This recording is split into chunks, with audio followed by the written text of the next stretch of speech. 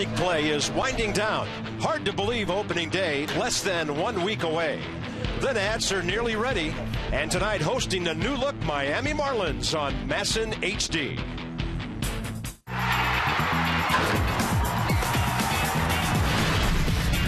Washington Nationals baseball.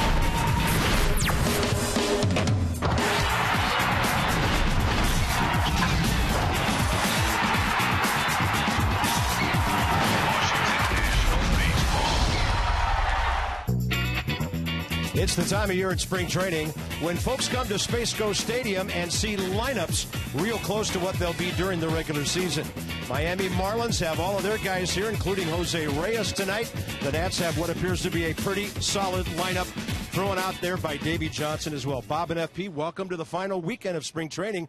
Here we are finally, and one constant down here amid all the stories and all the subplots is the starting pitching, and hopefully during the regular season, it's as good as it's been down here. Well, it's what we talked about all offseason, what we've talked about all spring training, the starting rotation for the Nationals, and them being all power pitchers. And I think when you talk about power pitchers and you look at their numbers right now, peaking at the right time. And I think, you know, if you're a guy that throws 96, 97, 98 miles an hour, the last thing to come is the command and control. The 96, 97 is there from day one in spring training, but as these guys build up endurance and they're ready at the 100 pitch mark for opening day, for their first start, the command and control is there now. And like Davey said all along, this camp has been built to peak at the right time. A bunch of veteran guys that are ready for opening day. Another number to add to that list, you just saw a 2.00 starter's ERA in spring training. Really no fluke. The Nats were 6th in the National League in that number last year. Yeah, and I think that's going to translate to the regular season. Like you said, if you're playing the Nationals this year, you better get your foot down early because they're throwing some gas.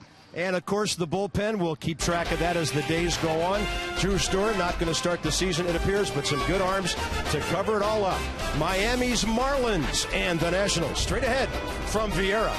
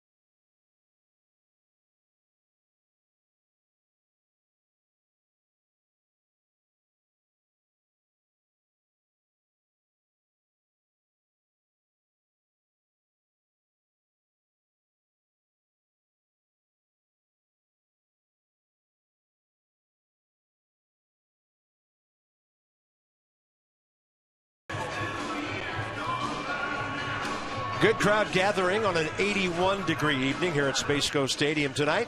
The Miami Marlins playing their 22nd game of the spring. They're 10-11. The Nats had a split result yesterday. They're 10-14 as Davey Johnson's ball club plays game number 25. Home game against St. Louis tomorrow, a road game against St. Louis Sunday, and then it's time to take the 25 fortunate ones who make the club and head north. And Ross Detweiler will be on the mound tonight for the Nats. Josh Johnson will be pitching for the Miami Marlins. Ozzie Guillen comes over from all those years in Chicago as a player, a coach, and a manager with the White Sox, winning a world championship. And Florida now called Miami, will be one of the most interesting stories to watch in baseball this year. And you and I talked about it. We're filling out our lineup cards today, and as we did the Marlins lineup together, we both looked at each other and he said, this is a pretty good ball club. So talked to Ozzie Guillen before the game today. He had us in stitches telling us a bunch of different stories, and there's no doubt about it, that team's going to have some fun this year. Very colorful. And by the way, as you check out their new uniforms, we'll let you know what their team colors are when we're able to figure it out. They have as many colors as the Houston Astros used to have. It might take a whole series. So the Nats will take the field. Behind Ross Detwiler, team ERA of 3.71. Jose Reyes last year with the Mets, 337 in his free agent year. That earned him a big contract, of course, in Florida. And he is a bona fide base stealer. He was healthy last year for the first time in a couple of years. He and Emilio Bonifacio, the former Nat, could be major headaches at the top of this lineup for every pitching staff in the National League. So Ross Detwiler, this is the first time he has started a game down here. And he told me before the ball game he's come in to start some innings, but he's also come in during some innings. So he's had a taste of the whole starting/bullpen thing so far. And he'll be the long guy this year for Davey Johnson and the Nationals. He's still getting used to being a bullpen guy. If you remember last year, he did it 5 times. He allowed 2 runs in 10 innings, but he's a big slave to the routine. He loves his routine. So when you're a starter, the routine is easy. He's struggling to find a routine as a bullpen guy, but tonight Ross gets the start. So from Detwiler, fastball, slider, changeup. You see the graphic right there. The sinker's a 2-seam fastball. He'll run it in to left-handers. It'll go down, and you got the changeup and slider to go with it as well. And those stats are from last year, provided by Bloomberg Sports. Nationals defensively made 25 errors this spring, and there's a new name out there, FP, that we haven't seen in spring training just yet. Yeah, let's set the defense real quick. Behind Ross Detwiler, DeRosa, Worth, and Nady in the outfield. Desmond and Zimmerman on the left side, Espinosa and LaRoche on the right side, and Wilson Ramos doing the catching. Good to see Adam LaRoche back out there every day. He's feeling fine. The foot's okay. And he had a good range and made a good play. And there's Xavier Nady. And FP, he's been a good, solid player for lots of big league ball clubs. Yeah, I talked to Mike Rizzo today, and he was just raving about the pickup of Xavier Nady. And I wouldn't be surprised, Bob, if he is the opening day left fielder. We'll see. He is on track to make the ball club. We shall find out. Xavier, 33 years of age, hit .248 in 82 ball games with the Diamondbacks last year. So here's Jose Reyes leading off. And Jose's having a good spring. .327. He's hit a homer, a couple of RBIs, and 3 stolen bases. With Jimmy Rollins not getting any younger in Philadelphia, in my opinion, when healthy, this is the best leadoff guy around. Oh, maybe one of the best players in the National League, period, when he's healthy. An impact guy, a guy that you could start a ball club with. And he gets on first base, the whole game changes. Officially 80 degrees at game time, 6:07 Eastern, and a pop fly to right. Xavier Nady. When the announcers talk about you, the ball will find you. And check out Reyes, a little trouble getting out of the box here to start things out. A little sniper action right there, somebody up in the light towers, a little trip. The last thing you want to do this time of camp is get hurt. I mean, obviously you never want to get hurt during any time in the season. But if you're a manager, a general manager right now, you're just hoping your guys head north. In the Marlins case, head south, healthy. And Jose Reyes, a couple of pounds lighter in the head department this year. He's got the buzz cut going. He and Hanley Ramirez, I was told today, have been nearly inseparable during camp, except when Bonifacio bats in between them. Emilio is only 8 for 48 this spring, but we know how tough he can be. And he figures to be a fascinating number 2 hitter for Florida with his bunting ability and his great speed. A fantastic season last year for the Marlins. And you talk about he can play anywhere. He's got good speed. Hit the ball on the ground. He's got a chance. Breaking ball as Detwiler put one down in the dirt on 0-2. A pretty good pitch. Ross numbers on the spring now 12 innings, 11 hits, 6 runs, 5 earned. 12 strikeouts, 4 walks. Opponents only hitting .234 against the lefties, giving up 2 home runs. ERA 3.86. High gas for the strikeout, 2 down. Yeah, pretty good fastball there from Ross Detwiler. We grew to like this guy a lot last year because he wasn't afraid, and his fastball was at top speed in the first inning. Remember last year we'd watch him start a game. He'd be 94 to 96 right out of bed. So for Ross Detweiler, a lot of power pitchers, it takes them a while to build up to 94, 96 throughout the course of their start. But with Ross, it was right out of bed every single time. Hanley Ramirez, not a leadoff guy, of course, anymore. Moving over to third base, and his hitting coach, Eduardo Perez, used to play a little third base in Major League Baseball. And Eddie told me today that he thinks Hanley has handled himself very well over there. He's been charged with one error. And Eduardo said that was on a smash that was an in-between hop. So the call could have gone either way. So I guess if you're a shortstop with all that athletic ability, FP, and you know this, you can play just about anywhere if you can play a good shortstop. Yeah, I was a shortstop for the majority of my career and became a utility player. And the biggest challenge for me was always going over to third base. As shortstop, you're playing deeper. You have time to read hops. As a third baseman, you have to be more reactionary to where the ball kind of plays you versus you playing the ball at shortstop. What a good first inning for Ross Detweiler. Little breaking ball and a pop-up, and Ryan Zimmerman handles it. The Nats will take on the Miami Ace in a moment.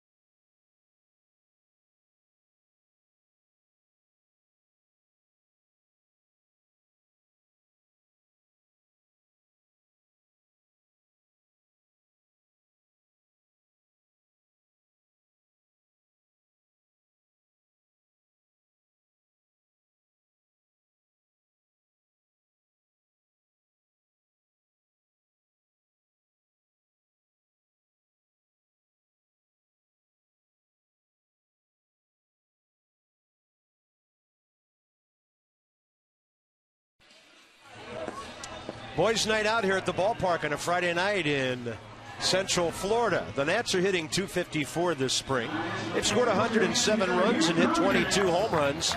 Jason Worth is having a good spring. The on-base percentage plus slugging, the ops as they call it, way up there. That's because he has 4 home runs. He's driven in 7, has 3 doubles as well. And it's getting to the end part of spring training. You start seeing the best of the best, and here's one of them if he's healthy. Florida ace Josh Johnson. Ian Desmond might have greeted him with a leadoff homer off the light pole. 1-0 Nationals. Desmond's second of the spring.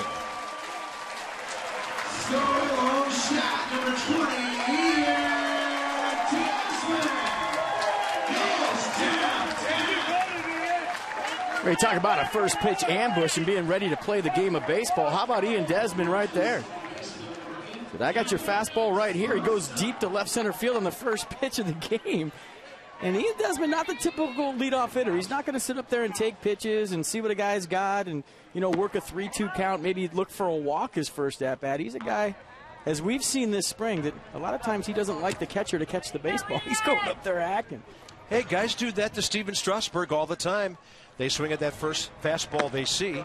That one's up and away, 2-0, and Danny Espinosa steps in, hitting .250.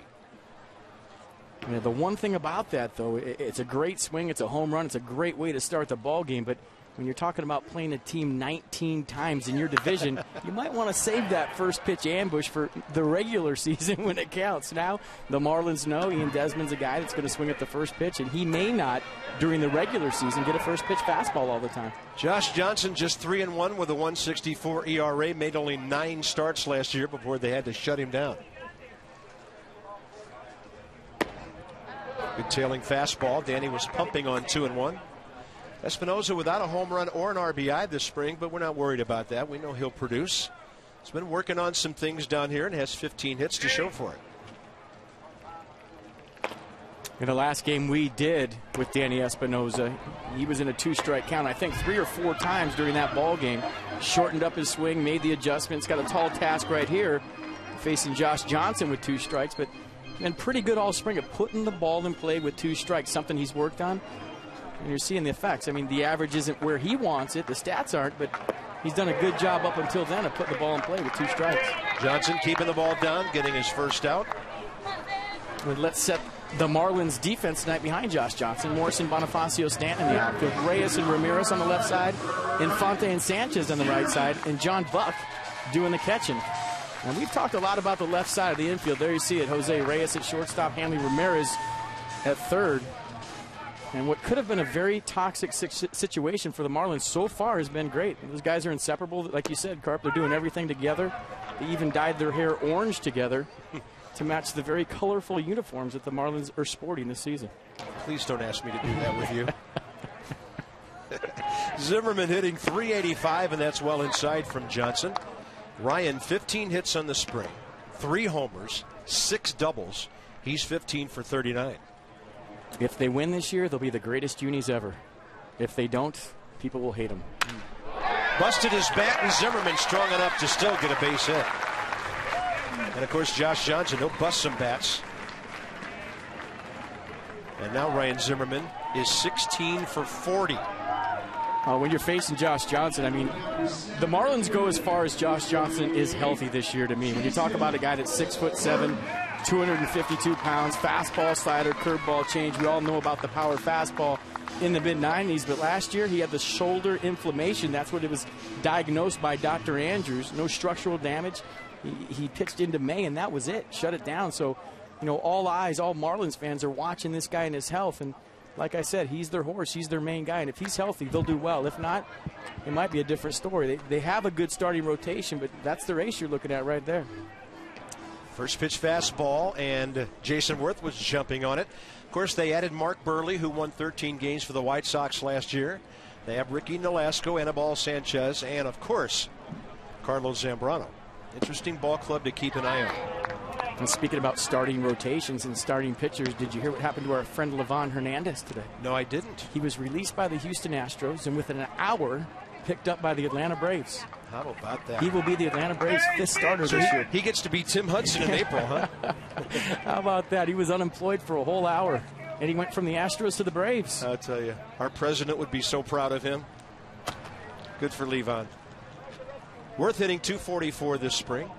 4 homers, 3 doubles.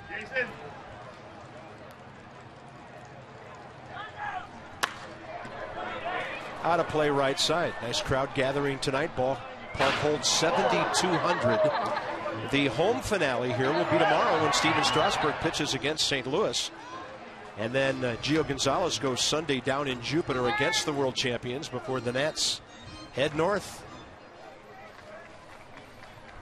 And they are ready, partner. They are ready to play games that count. You get to this part of spring and you just want to play. I mean, you want to play games that matter. You want your average to start counting. You want to win real baseball games. And no matter where you're at, no matter how great your spring training site is, whatever, it's time to go. It's time to play. It's time to play games that mean something. I thought Ryan Zimmerman had a great quote today, or the other day. He said, it's better to win meaningless games than lose meaningless games. Well, the Nats have won their share in the last week or so since we were last here. Breaking ball, it's nasty. Worth thought he could reach it, and Josh Johnson has 2 strikeouts. That'll bring in Adam LaRoche. I think if you're a Nationals hitter, this is a good thing that you're facing Josh Johnson today. You know, sat out last year. They didn't face him at all. And at least you're getting a sneak peek of a guy you might face 4 or 5 times this season. And because the schedule is a little quirky this year, with the Nationals playing a bunch of games early against the American League Central and the West, the Nats won't see the Marlins until the 3rd week of the season at home and not go to Miami until Memorial Day. Adam LaRoche now batting .300. Now, he's only had 10 at-bats, but he has 3 hits in 5 games. More importantly, when I talked to Rick Eckstein around the cage today, he said he's moving around very well, very fluidly. And then you have the hitting coach talking about what a good defensive play he made over at first base this week. He's got a number of at-bats in minor league games, too. He's been going over to the minor league side, getting 5 or 6 at-bats a game. So although he has few at-bats at the big league side, he's been seeing some live pitching over on the minor league side. And that pitch indicates what we saw before he had to be shut down last year. Great batting eye, great knowledge of the strike zone, and one of the smoothest first basemen you will ever see. And with young infielders, that means a lot. It does. We talked about it at length last year at the beginning of the season. Is if you're an infielder and you have a first baseman that can pick it, it relaxes you. You know, you don't have to be perfect with every single throw. You know, if I screw up and bounce one, he's going to pick me up. And what invariably happens is you hit him right between the eyes. You got a guy over there that you know might not pick you. You start to get tight as an infielder, and you bounce him. Johnson tried to come through the side door with that breaking ball outside 2-2. Adam LaRoche last year when he got hurt was 7th in the National League already in walks in 43 games, 151 at-bats. Mark DeRosa having a great spring is next. Will it be this inning?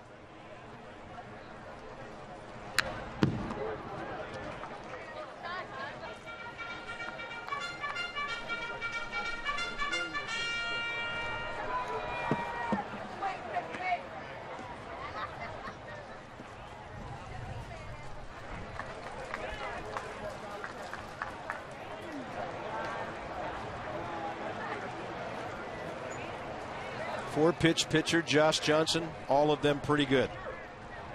He'll go to the changeup more later in his career, but he's got the power to strike out the side, and that's what he does. After Ian Desmond greeted him, first pitch fastball, and this was a long one to left center. The Nats on top. Their 23rd homer this spring.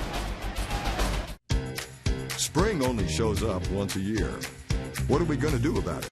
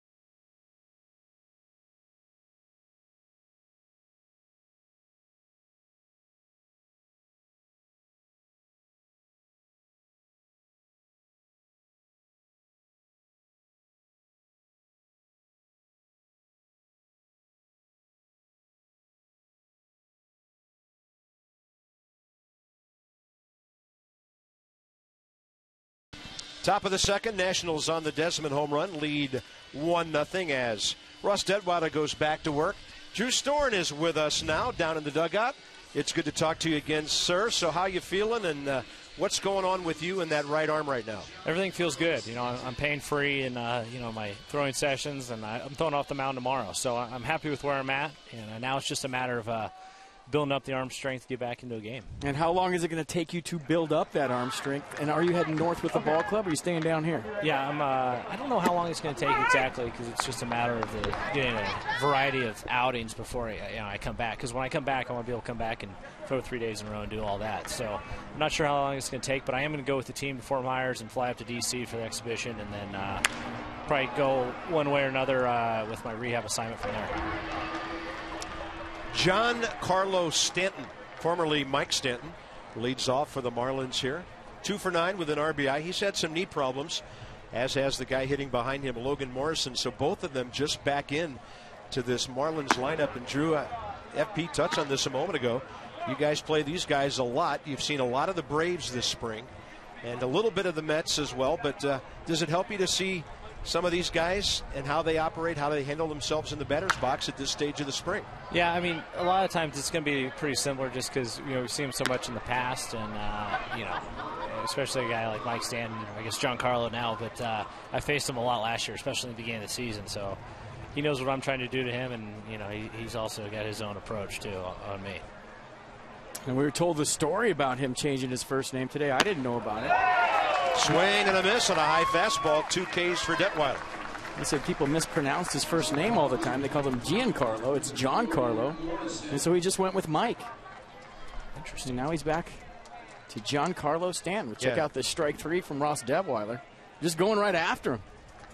Fastball right down the middle. Here it is. Hit it. And Stanton couldn't catch up. So, Drew, when you see him, it's Giancarlo because you don't want Mike Stanton steering you down. Yeah, he's not a small guy, and he's already got a pretty intimidating look to him. So I think mispronouncing his name probably wouldn't be, any brownie points in his department. Logan Morrison, 1 for 2 with an RBI, only his second game this spring with the varsity, as we say.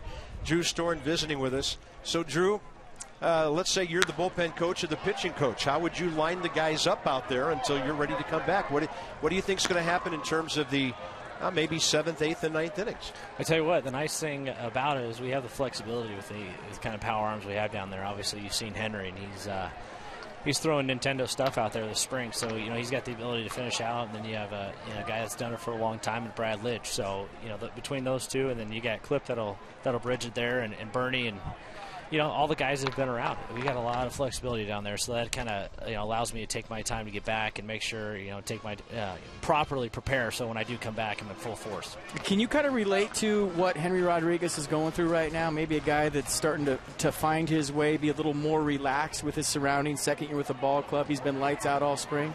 Yeah, I mean it's incredible to see the amount of adjustments he's made. That's been the part. Don't worry about it.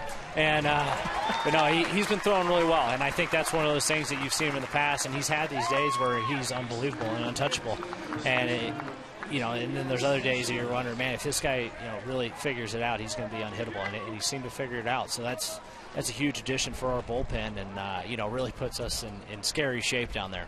Drew, I've always wondered what pitchers are saying to themselves when they see a long ball in the air. You just gave us that nice little sound. Now I know what pitchers do when they see a ball they think might be going a long way. Yeah, it's not always about the actual sight of it. It's the sound. That's the kind of stuff that we lose sleep over right there, is that loud crackle. Yeah. Gabby Sanchez hitting .234 with 5 RBIs. Well, one of the toughest things for a play-by-play guy is to judge whether the ball is going out or not. Or going to come into your booth and kill you, which it almost did just to the right of us here. I had Ugly Finder written all over it. But, that's a tough part, right, Bob? Calling whether it's going to be a home run or not. And Drew does a wonderful Bob Carpenter impersonation. And I'm just wondering if he wants to do a little play-by-play right now. It's the top of the second. You want to call this at bat? The count's 1-1. Yeah, let's get to... Or would you rather start a new at bat? I know relievers would rather start an inning than come in with in the middle. I don't have quite the material. I feel like last time I got soft tossed the story from last time, but it's always easy to talk about the young left-hander Ross Detweiler as that ball's hit down the right field line, and I believe that's the new Nat Xavier Nadia gives it a good run and watches it go out there down the right field line, and we're all locked up at 2-2. If you were 40 years older, you'd sound like the late Bob Murphy of the Mets. That was way too easy for you. Way too easy. Now you know what I do in the bullpen. Between that and PA guys, FP, I try to stay on top of things. Now, there's rumors going around you do an impersonation of me. I want to hear it. No, I started that. No, I don't have the voice down, but you just got to talk about what a scrappy infielder you were back in the day, and then I think you got it pretty dead on. Yeah, he was a tough out from what I've heard. Yeah. Most of it from right next to me. Hey, Drew, you got 3 more outs in you? Yeah, why not? All right. Drew Storn is with us. We're having way too much fun in Viera, Florida. That's Lee.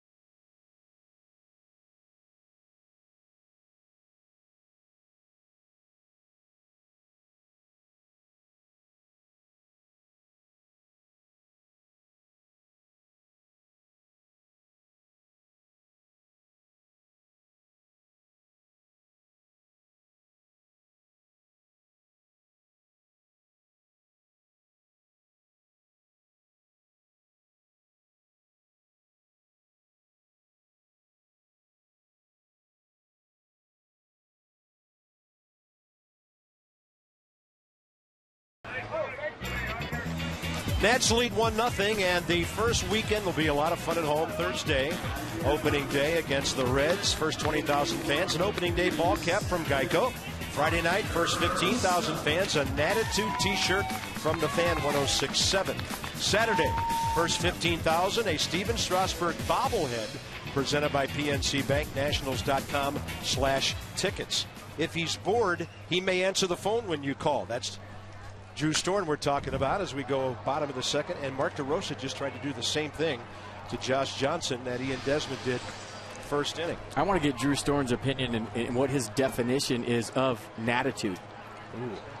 There's a lot of things. It just depends on, I guess, what you do. Look at that swing by DeRosa. That's beyond the reach of Stanton. And Mark DeRosa is going to have extra bases. He's now 11 for 27 this spring, swinging a great bat and hitting .407. That's an attitude right there, I guess. That's a pretty good definition right there, a leadoff double. And you see the swing of Mark DeRosa with his opposite field stroke locked in right now.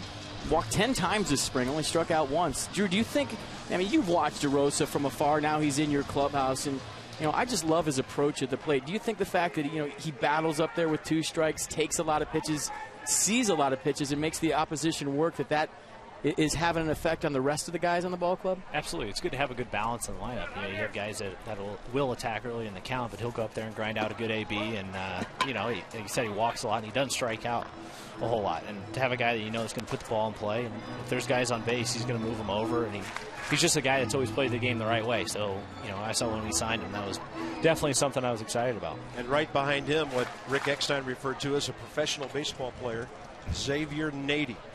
Third game as a Nat, 2 for 7 in a couple of games, hit .248, 4 homers and 35 RBIs in 82 ball games for Arizona. Xavier told me it's been a really tough spring for him, sitting at home in San Diego, waiting for the phone to ring, and then he had to come cross country and really hit the ground running here.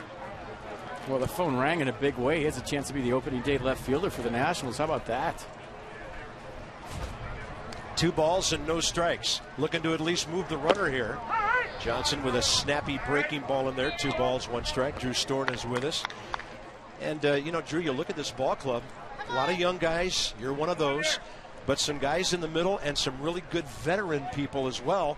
Xavier Nady, 33 years of age. It's part of a character ball club here. Yeah, no doubt. It's all about having that good mix of young talent and some veteran guys that know how to win and do the right thing.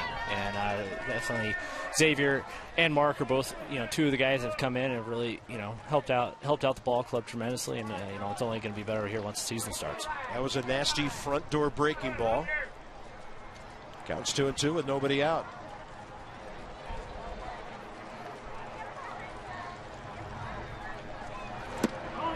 And Drew, we talked about it a lot up here in our telecast for spring training. You were a perfect example last spring. Davey Johnson in this camp has been geared to peaking at the right time. A lot of the rotation is peaking now. The hitters are starting to swing the bats well. I mean, do you get that vibe being in that clubhouse every day and being here a lot more than we've been, that everything's kind of coming together at the right time? Absolutely, and that's the thing about Davey. He trusts the process, and he knows how, that we're going to go about things the right way, and, we're going to be ready for when it counts. And, you don't get too excited about spring training and really, throw your chips in right now. Josh Johnson not giving in to anybody. That was a 3-2 breaking ball he threw to Xavier Nady, and every out he has registered has been via the whiff so far. Pretty good sequence right there from Josh Johnson. You got a runner on second, nobody out. He's a power pitcher. That's an easy pitch to move the runner with for a right-handed hitter, a guy that throws a plus fastball. He threw Xavier Nady all off speed right there, trying to get a ground ball to the left side with a bonus, the strikeout, and he got it. Wilson Ramos hitting .237 with 4 RBIs. He's had 4 doubles. Tried to pull that pitch. It's over to the left side, and Hanley Ramirez will get a chance. Not a hard play for him, cutting that ball off. Hey, as he goes back to the dugout, Drew, maybe your comments on Wilson Ramos. FP thinks, in his observations of the young man, maybe after the ordeal of the offseason, maybe not, maybe it's just the maturing process. He's a lot more personable, a lot more open around everybody, and becoming a presence in that clubhouse. Yeah, I don't know if it has to do with necessarily the off-season happenings or whatnot, but or it's just him being around. He's always been a quality teammate, and obviously we're obviously happy to have him back. And I don't know, I would say he's pretty similar. He might be a little more outgoing to the outsiders this time around, but he's always been a great teammate, and always I don't know. I know he does seem a little more upbeat this year, and we're excited to see what he's going to do because he's a tremendous talent. By the way, Detweiler stepping in. Who's the best hitting pitcher on the team? Well, stats don't lie, Bob. What are you, like 2 for 4 or something? Or? 1 for 2, but anyway, who's keeping score? I knew you were 5. No, but who's counting? He's a good hitter. Just ask him. Exactly. Right. Hey, that's the best part is I don't have any more ABs to really prove it, so I can kind of say whatever I want. No, I remember your first big league hit a couple of years ago. It was on Getaway Day, right?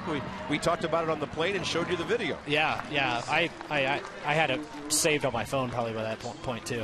All right. Hey, Drew, thanks for your time, buddy. Get well, okay? As always. Thanks, guys. Drew Storen, that's 1-0. On to the third.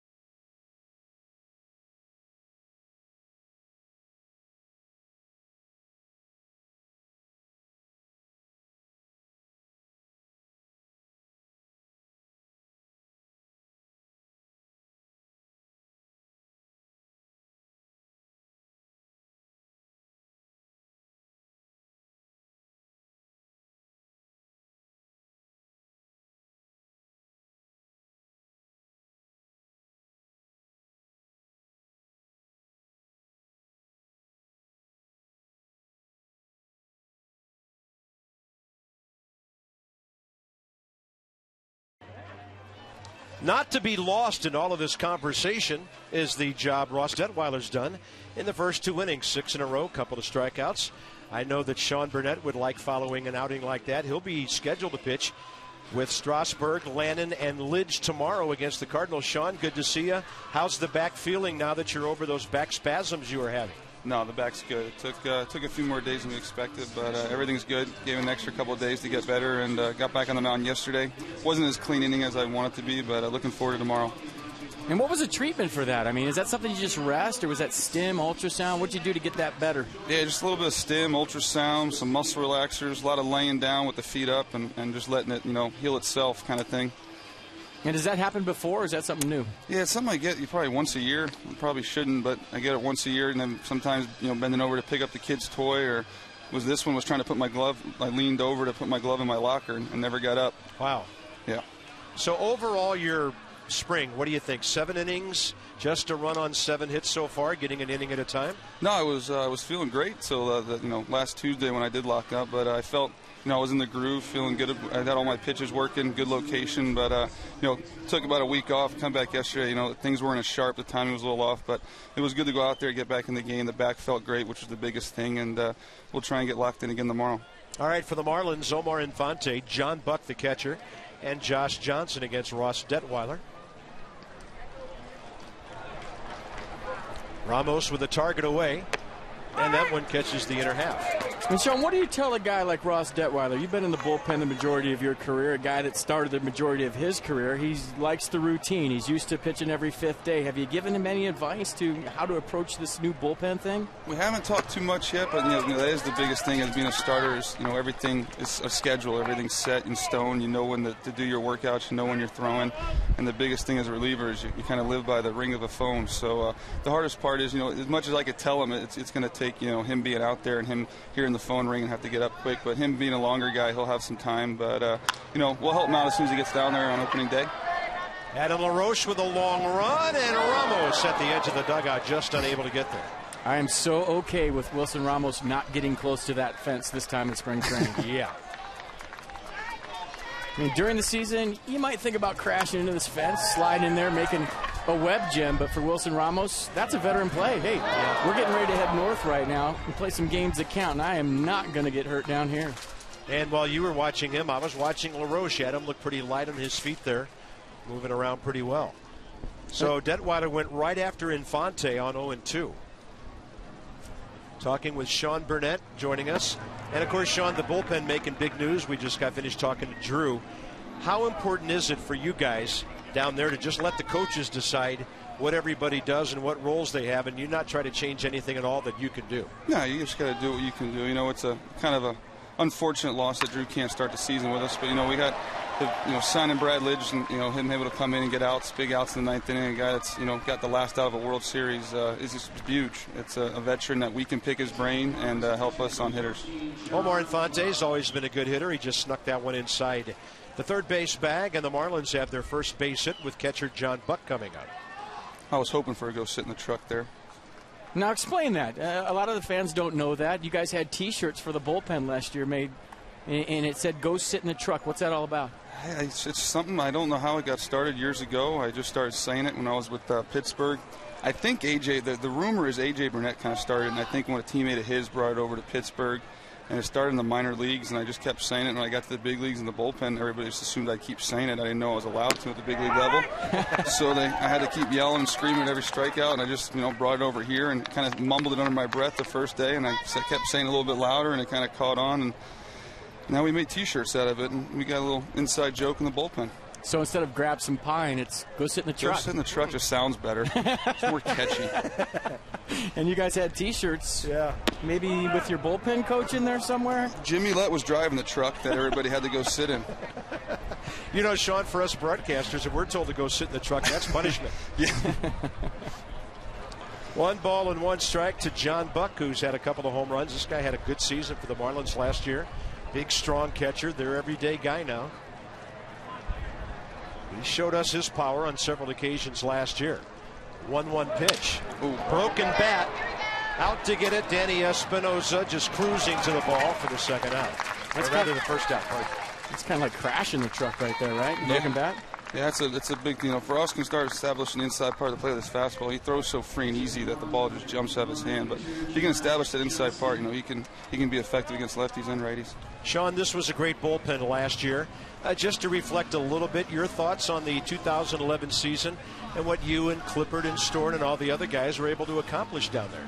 Oh, it was a great season. I think that, the bullpen's been a strength for a few years now, but anytime you get the ball, you hand the ball over to Clippard and Storn late in the game, it's, pretty successful. But my season, on the other hand, it was a little shaky in the beginning, but I was fortunate enough to turn it around and I had a pretty successful second half. Yes, you did.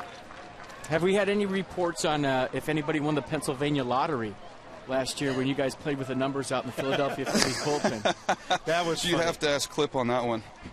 Probably one of the funniest things, and Sean, you've been around a long time, seen a lot of things, and I'm all for the practical joke, but that, to me, I laughed for 5 straight innings. We didn't know it was going to be such a big hit. We just, we saw some numbers down there, and I guess Clip figured he'd change them around and make it a really big number. Yeah, and 50,000 people thought they could win hundreds of thousands of dollars. I'm sure ticket sales went up quite a bit in Pennsylvania that night. And you guys were telling me there was actually people on their cell phones around the bullpen saying, "Hey, you got to buy a lottery ticket." Oh yeah, there's plenty of people taking pictures of it, but they're also calling, telling their family members, or they were at the game, they weren't able to buy tickets. It seemed like they were telling them to go buy tickets and taking pictures of the jackpot amount. That's funny. Josh Johnson with that base hit, big strong guy. He got some good wood on that ball, and now here's Jose Reyes, first and third, one out. Hey Sean, thanks for your time. We appreciate it, and have a great last weekend, and we'll see you Tuesday against the Red Sox. All right, sounds good. We'll see you in D.C.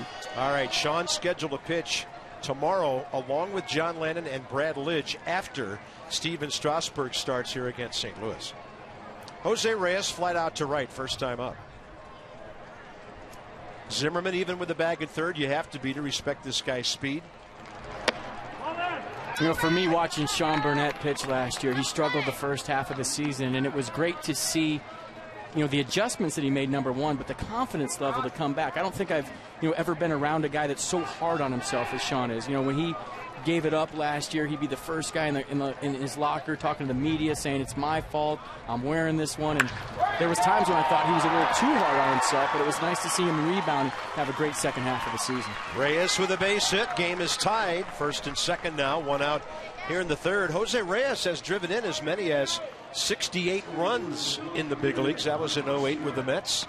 44 last year, and he's got a lively bat. Now, when you hit the leadoff spot, if you have a pitcher that can handle the bat and bunt runners along, there's a lot of opportunities to drive in runs. I think people don't think of Jose Reyes or any leadoff hitter as an RBI guy, but there's opportunities there to drive in some runs and help your ball club that way, besides getting on base and scoring runs. And if you get in a situation like this where your pitcher gets on base, then you have Reyes and Bonifacio coming up. Those are guys who are not liable to hit into inning-ending double plays. So if your pitcher gives you any help whatsoever, these guys can really extend an inning. Then you have Hanley Ramirez behind Bonifacio. So the Marlins and the Nats each have 3 hits. Detweiler, one of his 2 strikeouts against Bonifacio back in the first.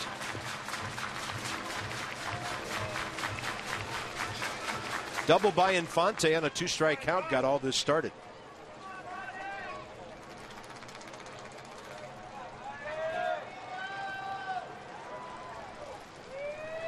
He'd have to hit a one-hopper at somebody or a line drive to get a double play. Detweiler with an off-speed breaking ball strikes him out. Third K for the lefty. Yeah, he went with a high fastball last time for strike 3 against Bonifacio. This time he drops a nasty slider. Little back knee job right there, late break. Bonifacio thinking fastball all the way. Cheats for the fastball, tries to get the head out. Nice pitch by Detweiler. Not to be forgotten, this is a former #1 draft pick out on the mound with a very live arm. Here's Hanley Ramirez, who's driven in 4 runs this spring.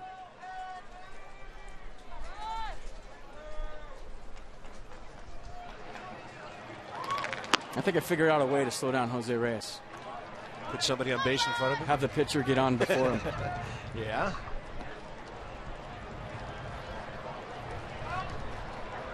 Marlins have stolen 20 bases this spring in 27 attempts. But Reyes has Josh Johnson 90 feet in front of him. Detweiler low with the fastball, 2-0.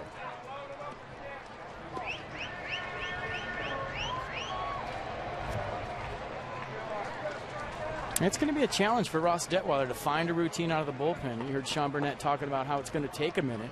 A guy that's been used to starting his whole career. And, you know, Carp, when you're a long guy on a good staff, there may not be many opportunities to be the long guy. Yeah, and you got a bunch of guys that throw strikes. You have a great starting rotation. You know, and let's face it, on a lot of ball clubs, the long guy is if he's a lefty, he's probably a sinker slider guy, doesn't throw that hard. This is a whole different dimension as far as what kind of pitcher Ross Detweiler is if you have him in that role. Well, he'd be starting on a lot of ball clubs. There's no doubt about that. And then, of course, if something does go wrong and somebody has to miss a start or two, bam, you just plug him right in. But he certainly has that kind of stuff and that kind of velocity. 3 balls and 1 strike to Ramirez. Popped up to Zimmerman first time up.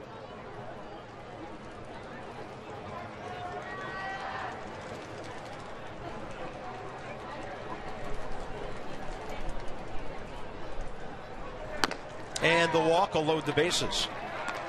Now Ross Detweiler has to deal with Giancarlo Stanton. Next up for Miami, number 27, right fielder, Giancarlo Stanton. 2 for 10 this spring, playing in his 5th game. 1 RBI for the big, strong right-handed hitter.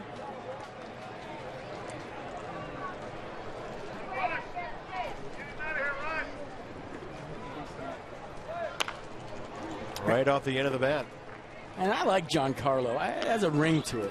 It's a good name, but when you think of power hitters, Mike Stanton sounds like a power hitter, right? Yeah. Well, Giancarlo sounds like he should be singing the aria at an opera, or you know, maybe one of the great tenors or something like that. Big guys like Paul Bunyan, Mike Stanton. Giancarlo Bunyan just doesn't have a ring to it. Mike Stanton sounds like a power hitter. In the air right side, LaRoche goes out, Espinosa over. It's blown into foul ground, and Danny Espinosa saves the day with that great range of his. Top of the order coming up. Homering first time up, Ian Desmond. It's a 1-1 game now.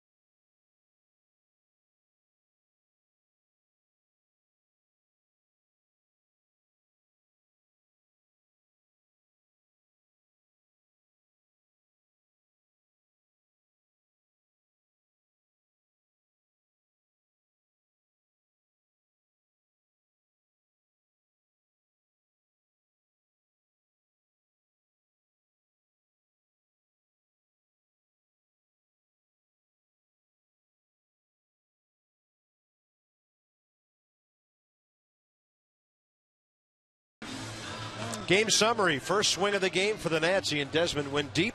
His second of the spring. Mark DeRosa has a double. Ross Detweiler a run on 3 hits and a walk. 3 strikeouts in 3 innings of work. The end part. Here's your ambush. Don't blink. 1-0 Nats. Be interesting to see this time if he gets a first pitch fastball. He swung at a first pitch fastball last time, drilled it for a home run. Let's see what Josh Johnson has in store for Ian Desmond right here. And this could be one of those things where you're walking to the plate as a hitter thinking, okay, I hit a tater on a first pitch fastball last time. There's no way I'm getting a first pitch fastball this time. Maybe I sit on something soft and eliminate the pitch that I saw last time. But, you know, that's where I used to think too much. You know, he'll probably get a fastball right down the middle again. But if I'm hitting right now, I'm swinging at the first pitch again, and I'm sitting on something soft. And there's a fastball. Yeah, it was outside corner. And then DeRosa in the second inning did the same thing to Josh, although he didn't double on that pitch. He doubled later in the at-bat. So both Nationals leadoff guys up until this time had gone after the first one. 1-1 to Desmond.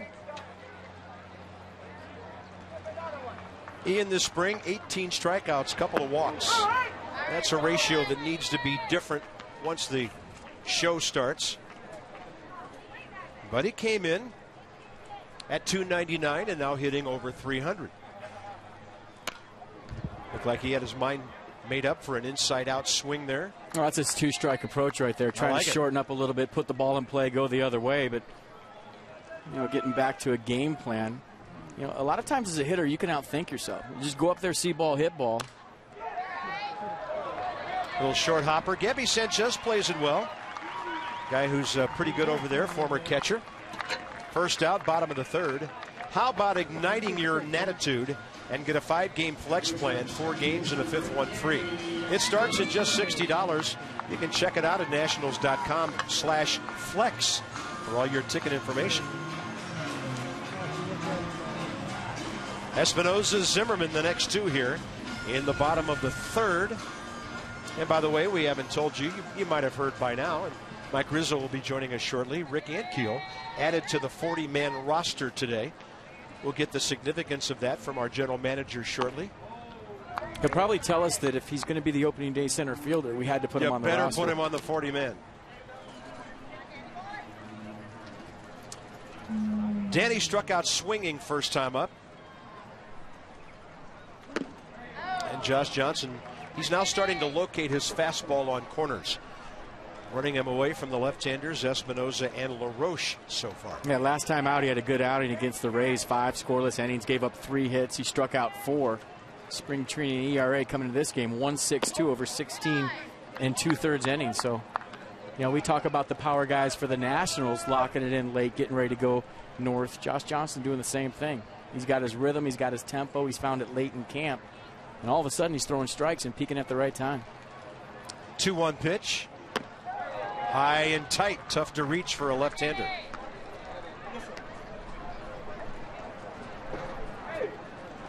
Josh Johnson has pitched to contact, 3 ground balls his last 3 outs after his first 4 were strikeouts. Who's the marquee? Danny might have thought that was a fastball till it was too late. Strikeout number 5 for Johnson, and he's retired 5 in a row since DeRosa's double. Ryan Zimmerman, 4 years ago, can you believe it, off Peter Moylan, opening night, first ever at Nationals Park, national TV audience, and a walk-off homer. Who would have thought the ballpark would open any differently? And he would go on to do that 37 more times in his young career. I'm predicting that about 15 years from now, Ryan will do that in his final major league at bat. Probably, I would not doubt it a bit. 0-1 to Zimmerman. By the way, now hitting 400 down here. He actually hits that ball harder than his base hit, but it's right at Omar Infante. 3 innings in the scorebook. It's a 1-1 game. The Nats and the Marlins matching up tonight. Really?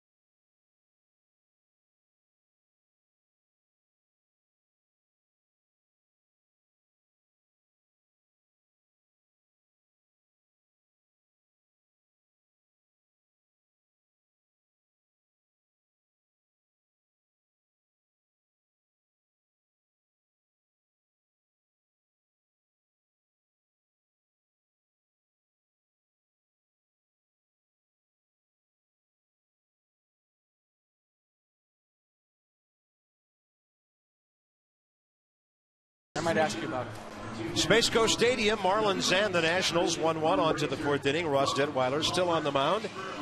And some great managers have recently retired. Joe Torre, Bobby Cox, Tony La Russa.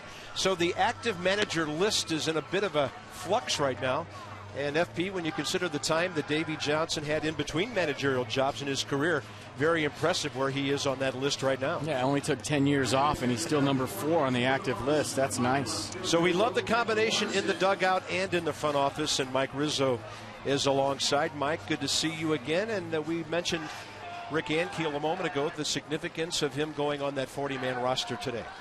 Well, Rick, you know, he was a big part of our ball club last year and continues to be coming into this season here. You know, we signed him to a minor league deal this winter, and you know, to officially start the season, obviously he has to be put on the 40-man. So it was kind of a paper move, but significant in the fact that he's played well and he's going to be part of the 2012 club.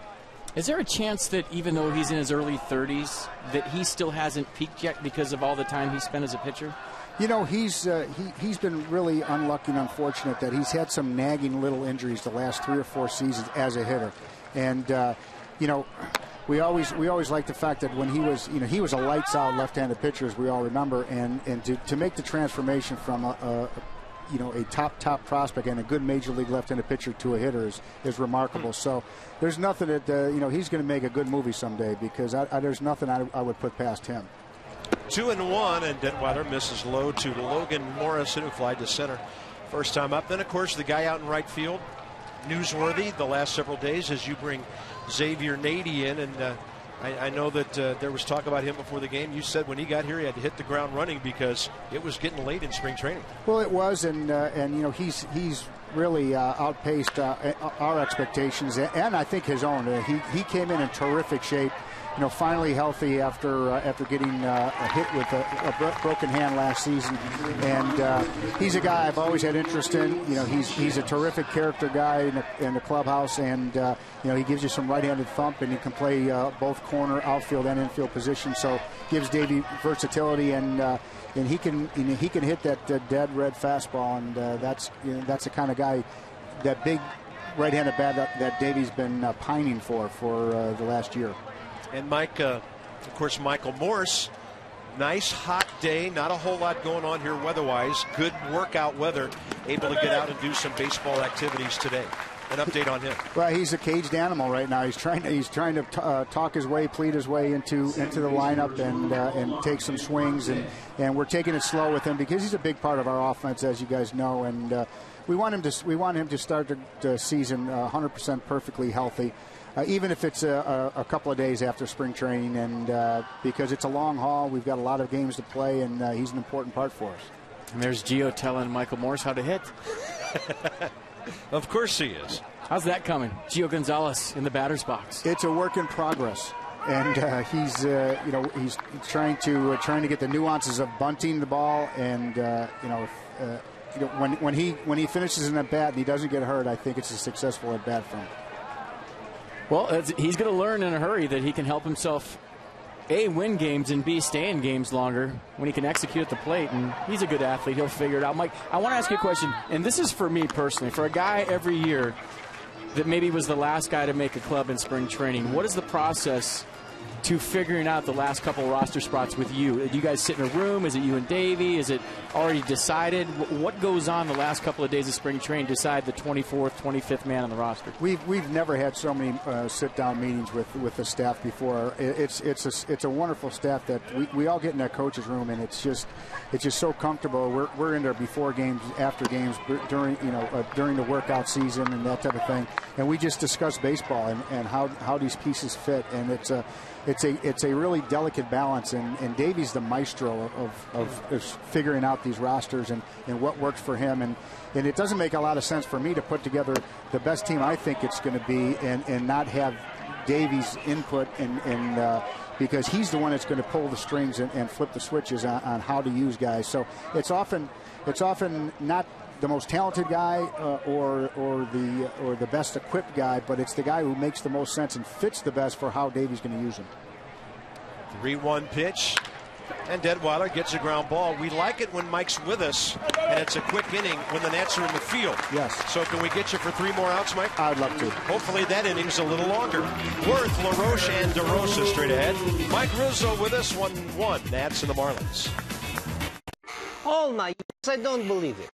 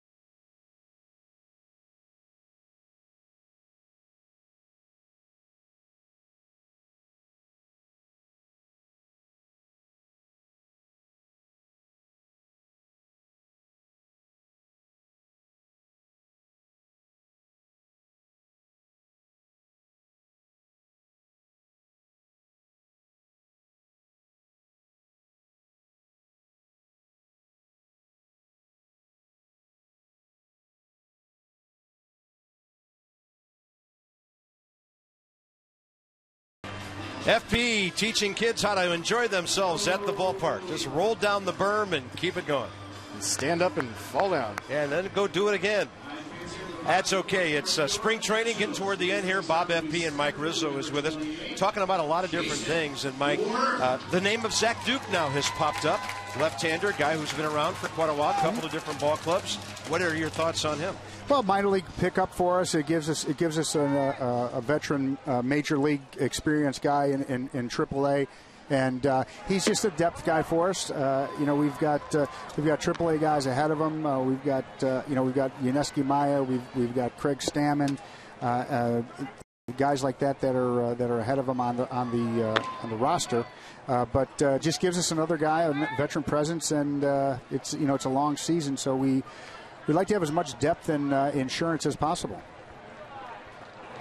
Well, talk about the guy in the batter's box right now, Mike. I've seen, obviously, a different guy on the field, but I don't think a lot of fans know what we've seen from Jason Worth. Different guy in the clubhouse this year, different guy altogether. Yeah, I feel he's feeling much better about himself. He's more relaxed right now. He's more jovial in front of with his teammates and more comfortable, and I think in his own skin and with the ball club. And he's had a good spring so far. He's hit the ball extremely hard, and he's playing well. So he's a guy who straps it on every day. He'll play anywhere Davey wants him to play: center field, right field, lead off, middle of the lineup. It doesn't matter. Just he loves to play the game, and he's really a guy that leads by example, and he's a verbal leader in the clubhouse, and we're expecting him to have a really good year and to have a typical Jason Worth year, and if he does that, we'll be in good shape. And I've had those years before where you just never really find it in spring training. You're always tinkering throughout the season, and great advantage for Jason Worth this year is he seems to be locked in during spring. Last year he was searching. Yeah, he came in with he spent all winter in D.C. and he worked out in the ballpark every day all off season, and he was with Rick Eckstein and John Philbin in the weight room and in the batting cage. He's well prepared for the season, and he's in terrific shape. Well prepared. He's really healthy, and he's energized, and he's really feels good about the team. Adam LaRoche struck out swinging first time. He's had 11 official at-bats in these spring training games, but as FP noted, a lot more at-bats over in the other complex. And Mike, everybody that I've talked to around the ball club says he's moving around really, really well now. Yeah, well, it started with he had the shoulder issues from last year, but those seem to be 100%. Then he tweaked his foot a little bit, and the tweak turned into a couple of weeks. But he's had ample at bats. He's seen a lot of pitching, most of it on the minor league side, where FP, you can attest to this. You can get 10 at bats in a day if you want. And we started him running the bases, and he's working out now. Now he's seeing major league pitching, and we feel good when he's in the lineup, because he improves the middle of the lineup because he's a left-handed bat with some power, and of course he makes every infielder a better infielder because he can pick it so well.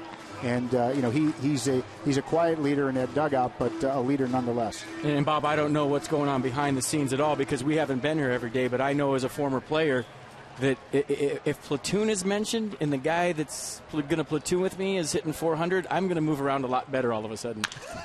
Yeah, and for a guy who's never been platooned in his career, he didn't like the sound of that. Yeah, and you wouldn't want a guy on your team that did like the sound of that word. Exactly. In fact, Adam LaRoche had one of his best at-bats of the spring here yesterday when the Braves played a shift on him, and he hit a ball that looked like it was going to be right at the second baseman, and all of a sudden it had such severe hook on it. He nutted it so well that it just went into right field, and now here's another great at-bat right here. Yeah, so he's hitting the ball on the sweet spot of the bat, starting to be at least on a regular basis. He's seen the ball much better, and you could see there's much more bat speed than I saw last year. I actually mentioned to him in batting practice. I said, wow, you're letting the shaft out today, and he was hitting balls a long way in batting practice. There's another good swing by Mark DeRosa, who came into that at-bat hitting 407, and the bases are loaded with nobody out. And Xavier Nady coming up. A little station-to-station baseball for the Nats, but they'll take it. A nice at-bat by Jason Worth to start it. A little 3-2 walk and a base hit by Adam LaRoche. And, Mike, talk about what this guy's meant to the ball club. I know it's early. You haven't played games that counted yet, but he's already had a big impact on this team. He really has. This has been a guy I've had an attraction to as a player for years and years. He's as good a character guy as you're ever going to find. He is a vocal leader in the clubhouse, and, He's a football quarterback from an Ivy League school, so he's smart and he's tough, and he grinds it out, and he expects everybody to grind it out. Nady with a base hit. Worth will score. Bases still loaded. Nationals lead 2-1, and Xavier Nady's now 3 for 9 as a Nat, collecting his first RBI. And getting Josh Johnson early in the count. It's a great example of the old saying, keep the line moving. Everybody getting on base to start the 4th inning here. Xavier Nady with a nice swing back up the middle. And I mean, Mike, I don't want to put you on the spot. I mean, there's a good chance that this guy's going to go north. Well, you know, he's a good fit for the ball club. Like I said, he plays the 4 corner positions, 2 infield, 2 outfield, and he gives you that big right-handed presence, on the bench. And he's a very versatile player, and it's a guy who's had really terrific seasons in the past. So it's not like he's an unproven commodity. His whole thing was getting healthy, getting a place that he was comfortable with, and he's really taken an opportunity and run with it. Ramos takes a breaking ball in there. So the Nats, after retiring, Josh Johnson retiring 6 in a row, now 4 in a row, reaching base. Worth's walk started the inning, consecutive hits, LaRoche, DeRosa, and Nady.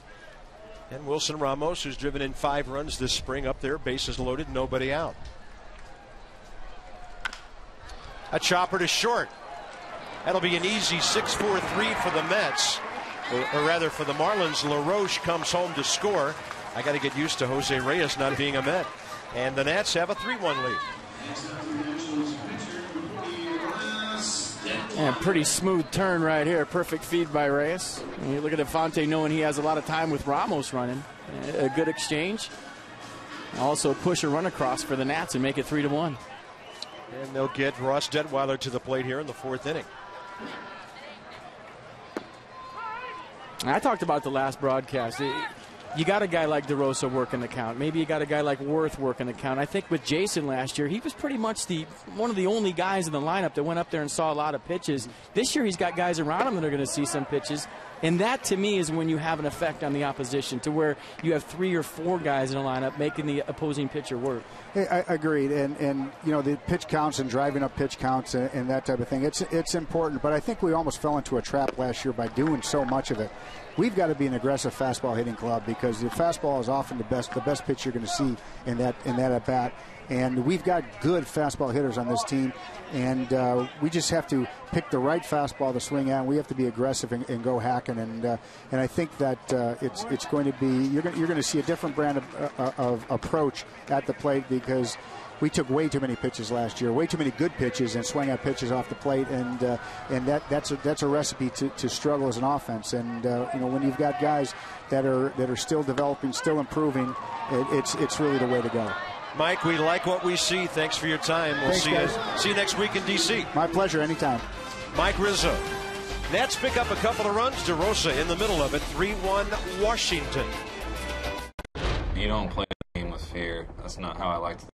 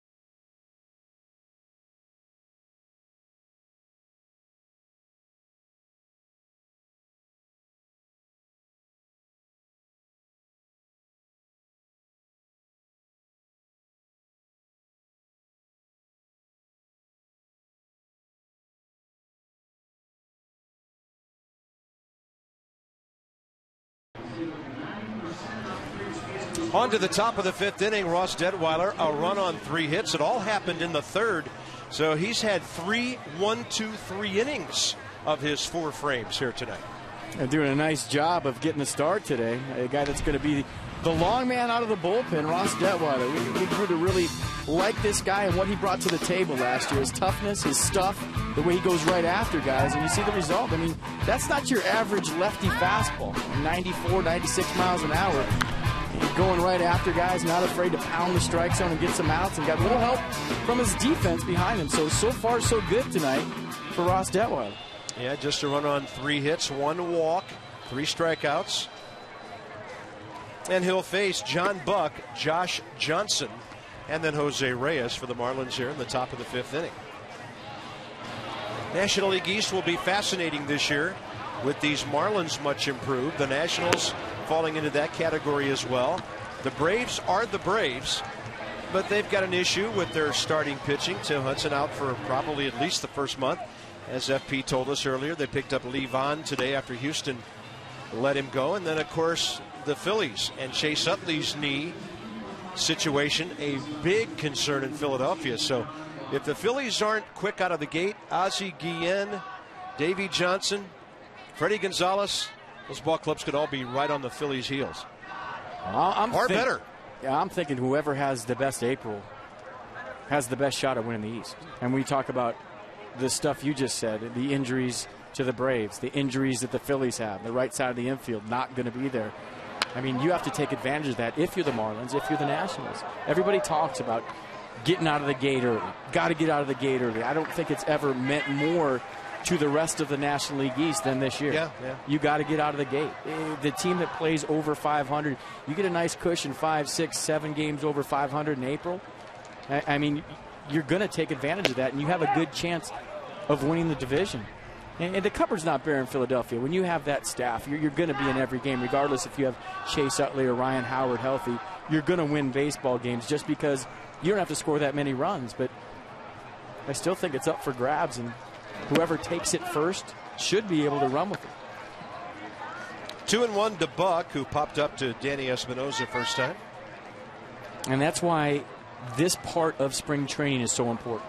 Because now it's time to lock it in. Now it's time to get your game face on. Now it's time to have your swing right, have your release point right if you're a pitcher, have your rhythm, throw strikes, pound the strike zone. Because getting back to the initial point, when you go north right now and you play games that mean something, they mean more to me this April than they ever have, especially for the Nationals. Yeah.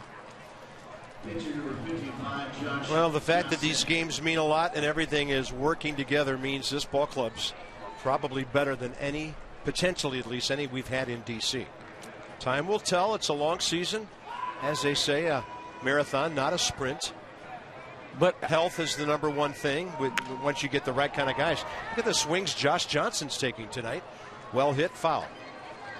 I think it is a sprint this year because of what I just said. Yeah. I mean, obviously, you have to maintain that for 6 months.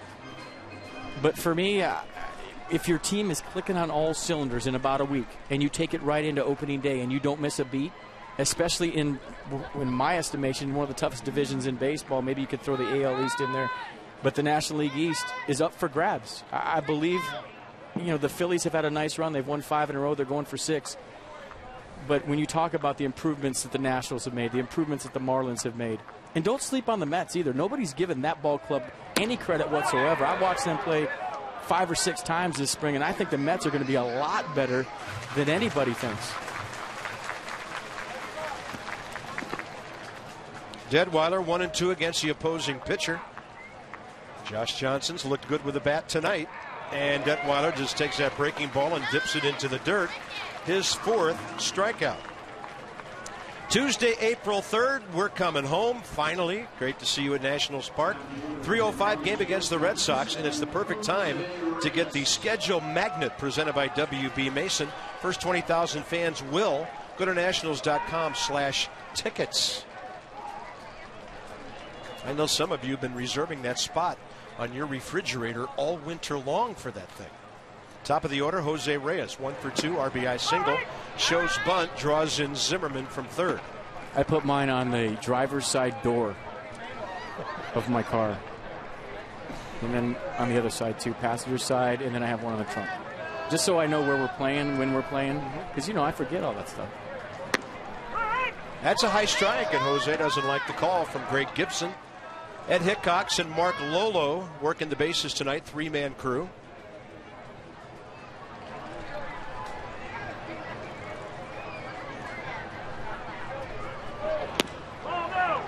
Not a bad 1-2 pitch at all.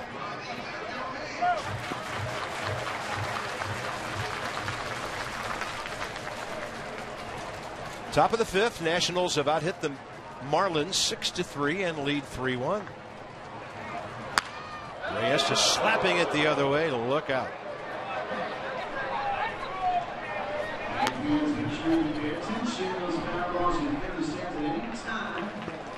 Always good when we see everybody come up smiling.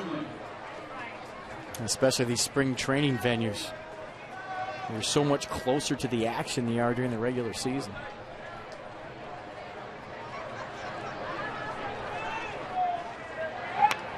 I saw somebody in Scottsdale the other day, a broken bat hit a young lady in the stands, and the EMTs had to take her away. That's the biggest fear for me, for fans. The bats? The bats. And we've talked about it at length, even for the players now with these maple bats, the way they explode, the way they helicopter out into play, and a lot of times they find their way into the stands.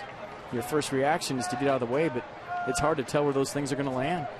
Oh, Detweiler keeping the ball down and away from Reyes. 5 innings, 5 strikeouts for Ross. Throwing the ball extremely well tonight. Top of the order for the Nats. Detweiler doing his job.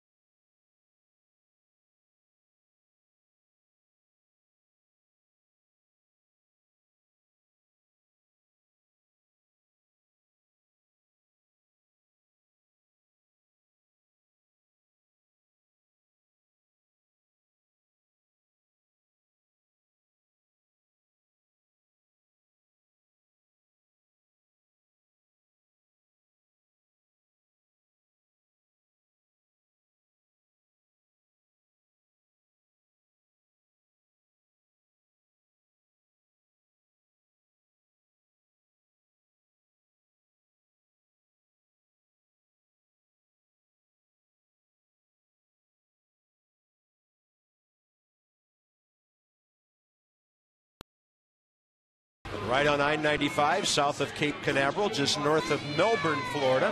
And a beautiful Friday evening, 80 degrees at game time.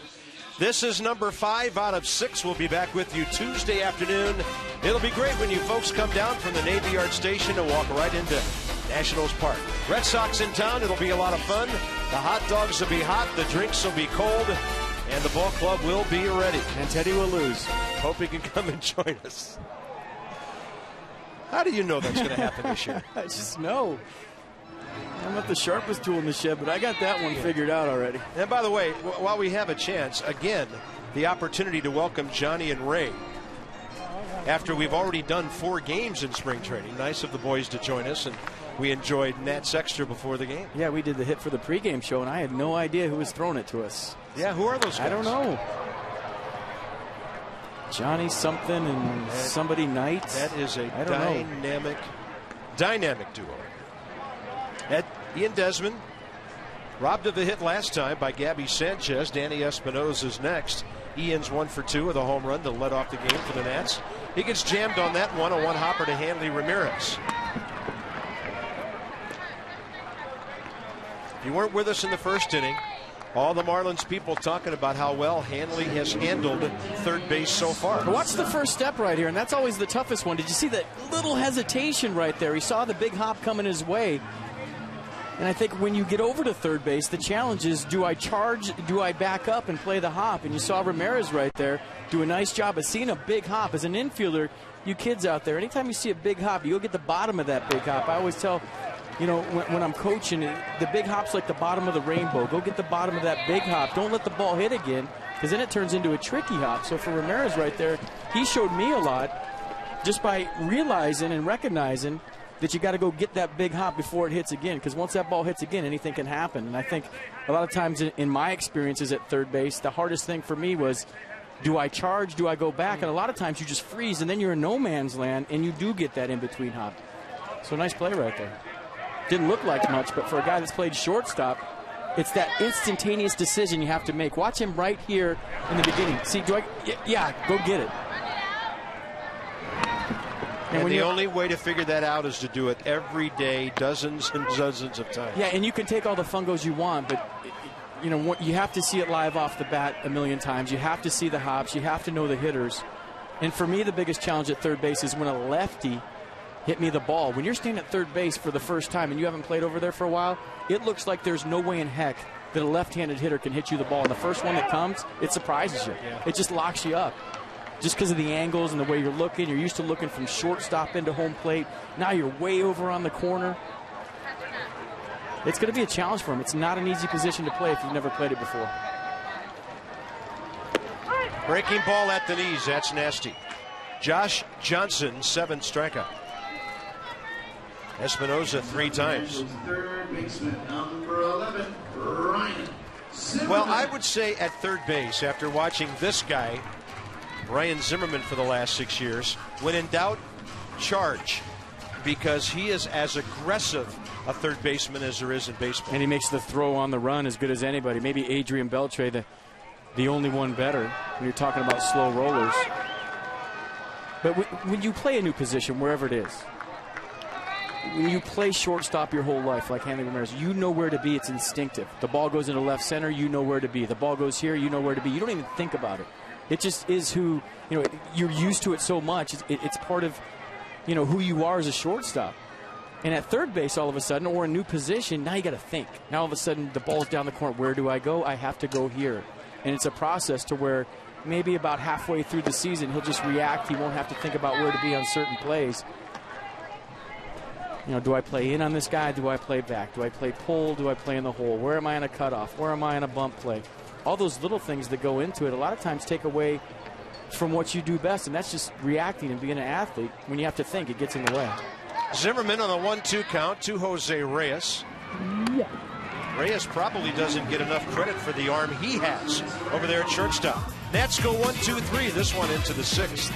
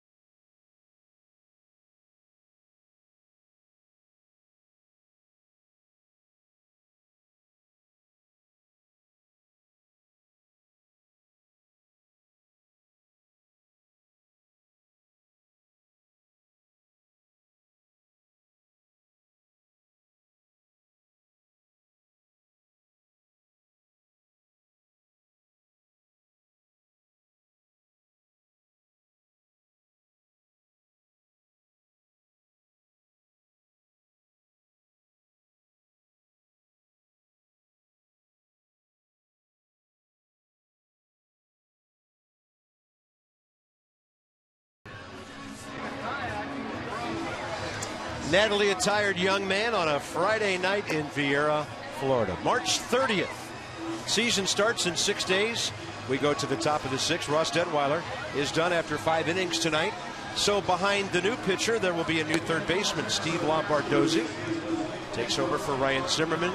We'll check and see if it's a double switch as Craig Stammen comes in. 7th appearance of the spring, and look at that sparkling earned run average. Had a wonderful spring training so far for Stammen. Fastball, slider, curveball, change. Fastball in the low 90s. He'll sink it, he'll cut it. Pretty good slider, and as we saw last year, a guy loves to compete. He's not afraid out there. Come in the game throwing strikes every single time. And from the standpoint of a guy like Craig, nothing about his performance. The question is there room for him in a talented bullpen? Well, there's 3 guys fighting for one spot, and he's one of them. The other Ryan Matthews, the other one Durbin. So we'll see how that whole thing shakes out. But due to the injury of Drew Storn, there's 3 guys on pins and needles right now every time they take the mound. Emilio Bonifacio struck out swinging twice by Ross Detweiler.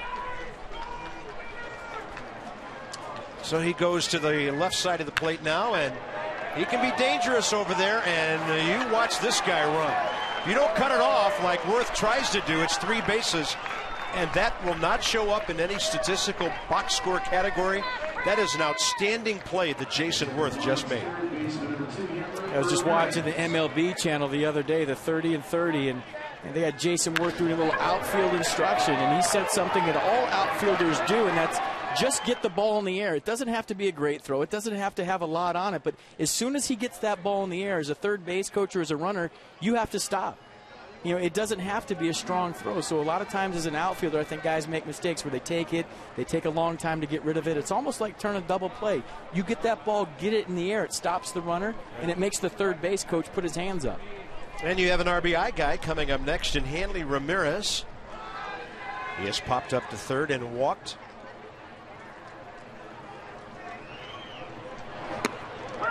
Stammen with a high slider for a strike. And personally, from what I've seen in short bursts, I think Jason Worth is a better center fielder than he is a right fielder. Defensively, I mean, he goes after the ball nice. His angles are great. He gets great jumps. We saw him make a bunch of great plays in center field last year. And I think if you ask all outfielders, it's probably the easiest one to play, but there's a lot that goes into it. And I love watching Jason Worth play center. I think he's great out there. Well, he may end up there permanently when that teenager, what's his name? Oh, Harper. That's right. Yeah, when we see him again, which may not be too long from that. Well, we can't wait for him to get to the big leagues. You talk about adding him to this lineup. Wow. A bouncer and a good play by Ramos as the count goes 2-1 on Hanley Ramirez.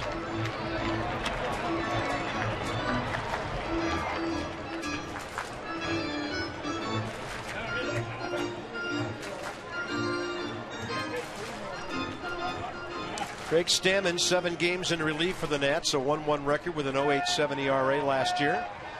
10 1/3 innings, most of his time at Syracuse, where he went 10-7 in 24 starts, 25 appearances. With the distance once, his ERA was in the 4.75 range for the Chiefs.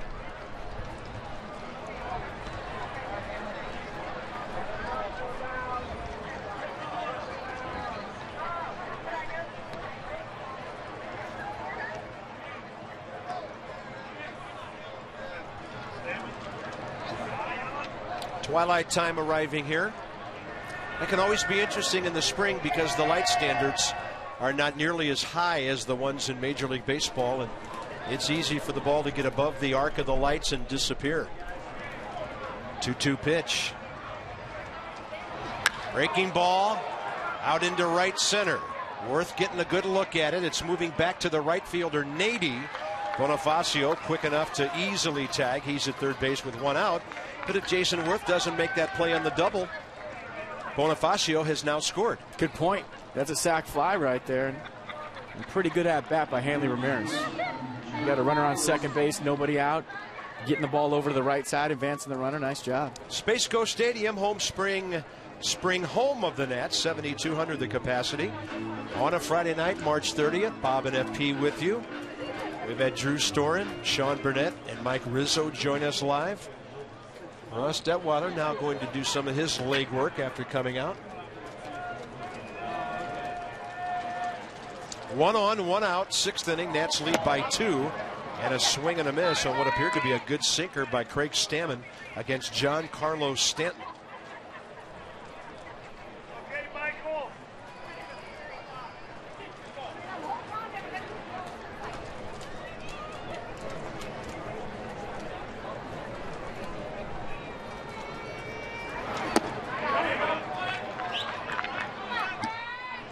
And Stanton loves to hit against the Nationals. I remember some of the home runs he hit last year. When they come off the bat, the trajectory is you're thinking, oh, that's a fly ball to shortstop maybe. Pop up to short. Fly ball to left field. Keeps going. Yep. Good breaking ball. Just dropping right to the outside corner. And you come with the sinker in. What do you follow it up with? A curveball and the black away. It's a nice sequence working so far for Stammen.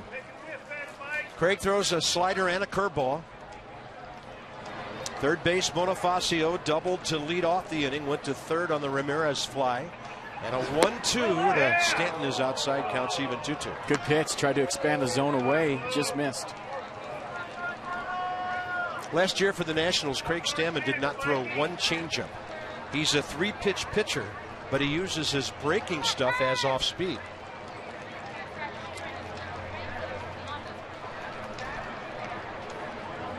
Two.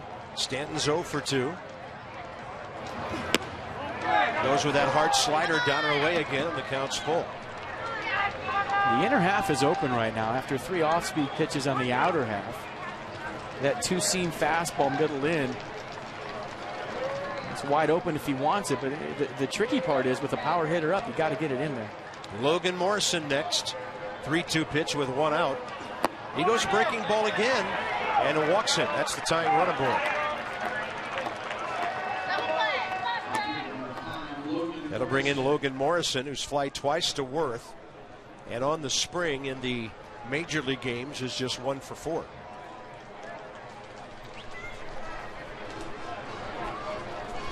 This guy's a good hitter, good outfielder, and an awesome tweeter. Oh, he is the king of Twitter, right? I follow him, and he makes me laugh pretty much about once a day.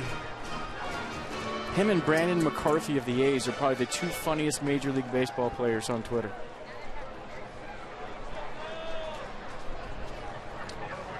.23 homers, 72 RBIs last year, but his batting average was under .250.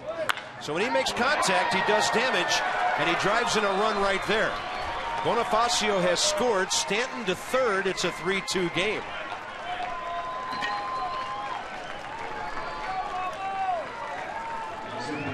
A nice piece of hitting right here by Logan Morrison, getting a fastball that was supposed to be away. It got the inner half of the plate. See where Wilson Ramos is setting up right there. He's on the outer half. Pitch was about a 2-glove mistake on the inner half. And trying to get a ground ball to short for a 6-3 double play. Ended up being a base hit to right. Runners on first and third. Now Gabby Sanchez bats. He is a double play guy if you can get a ground ball. But the tying run's at third with 1 out. 0 for 2 tonight. Fly ball to center, ground ball to second.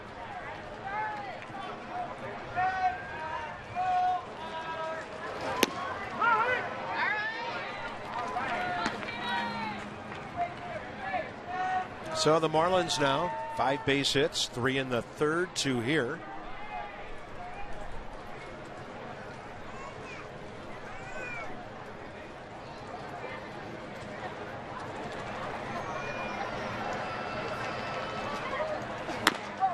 There's that high inside gas you were talking about. And a pretty good fastball late life. Gabby Sanchez looking for something up in the zone. So you want to take him up higher maybe here on 0-2? Maybe. And go down and in, too, for the ground ball. But, you know, as a hitter right here, you're looking for something up. You want to pitch up in the zone that you can hit to the big part of the ballpark for your sac fly. But now with 2 strikes, Sanchez has to battle. But, yeah, I like the curveball away again. He goes breaking ball over but low. And that might just be a setup pitch to go back to that 2-seam fastball. Maybe showing something away, change his eye line, and then go with that fastball in. Maybe you elevate it, too. Third base, Stanton. He walked with one out. Logan Morrison at first base, the RBI that followed.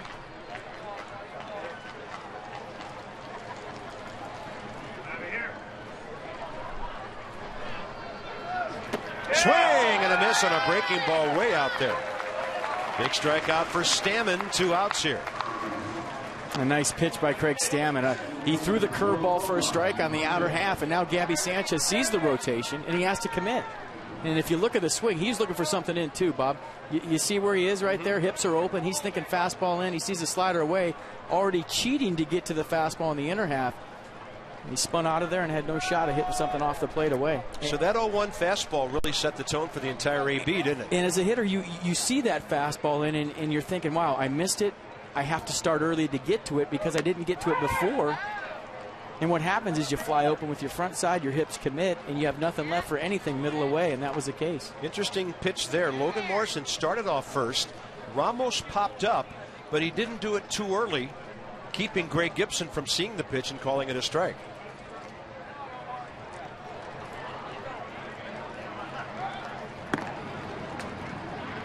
That's why pitching inside is such a big deal. Oh, yeah. And it doesn't matter what ballpark either. No, you make the hitter aware of it. Anytime a guy pounded me in, as a hitter, I knew that, okay, you have that. You've established it on the inner half. And if it has any kind of hair on it, 93, 94, 95 miles an hour, you realize as a hitter, I got to get my foot down early and get the bat head out to hit the inside pitch.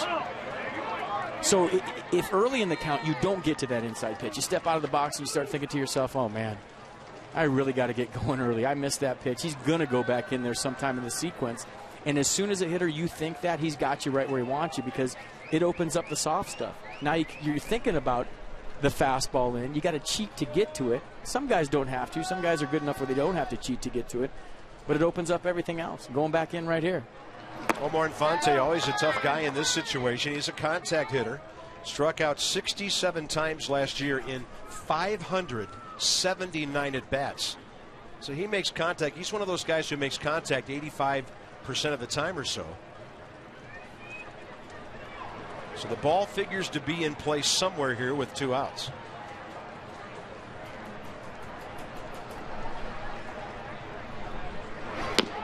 Good hard-breaking ball by Stammen. 2-2. Or it's the 15% of the time that he didn't put the ball in play. Could be.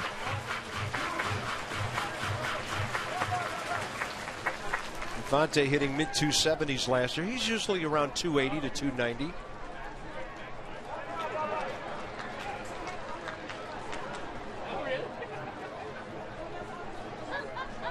Two on, 2 out.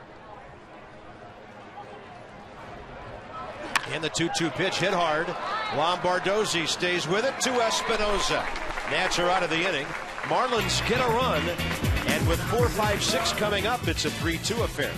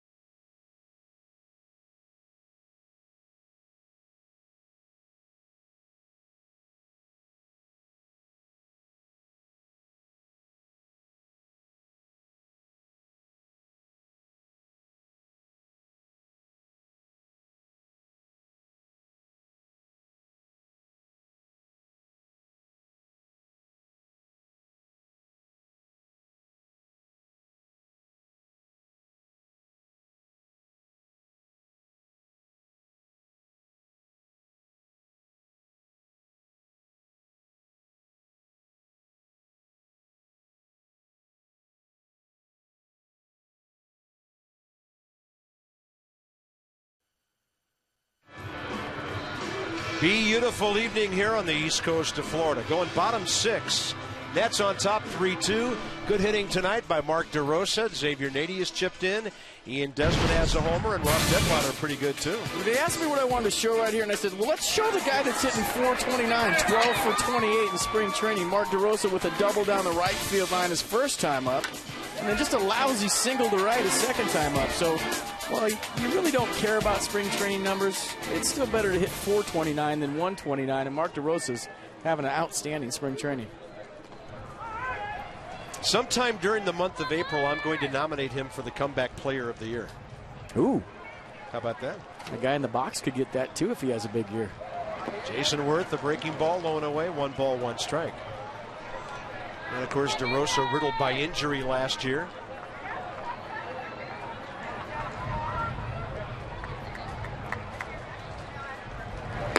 Josh Johnson, 6th inning of work. 3 runs on 6 hits. He has struck out 7.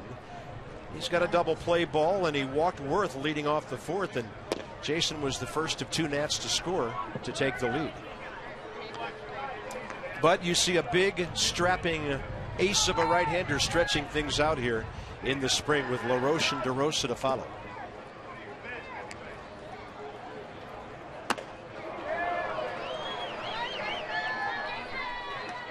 Josh Johnson is 6'7", weighs just under 250. Career ERA of under 3.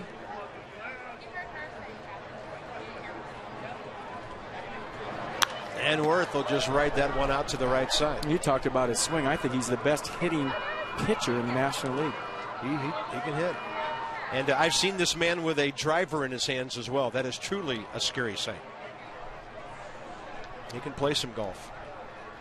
Pitchers have that ability to repeat their swing just like they repeat their delivery. That's because they play once every 5 days. Yeah, he said with envy. Oh, front door breaking ball, and Worth is frozen. Strikeout number 8.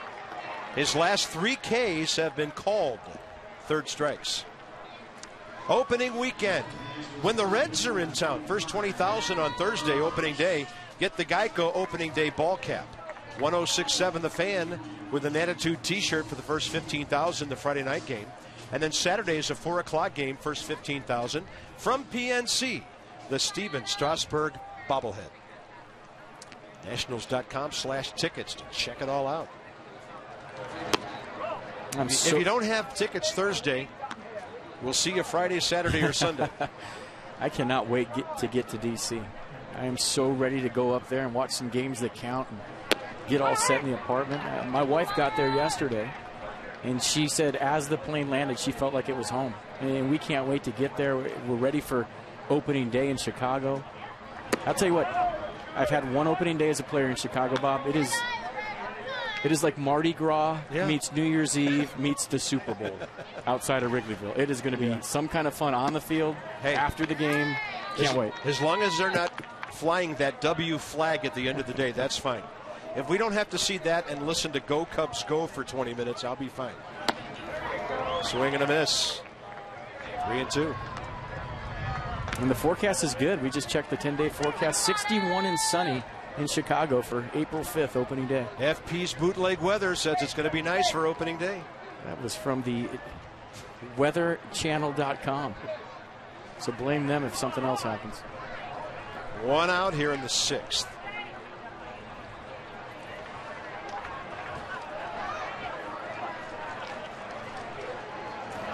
And LaRoche will take a fastball for a called strike. 9 strikeouts for Josh Johnson. So he has 17 outs tonight, 9 of them with no contact. And he evidently has reached some sort of pitch level here because Ozzie Guillen comes to get him. So he'll go 5 2/3 and give up 3 runs on 6 hits. 9 strikeouts, 1 walk. And maybe the best part about having Ozzie Guillen as a manager would be being an infielder and coming in and hearing what he has to say when he does conferences on the mound. I bet you it's priceless. And make sure there are no open microphones in the ballpark. Ladies and gentlemen, good outing by Josh Johnson tonight.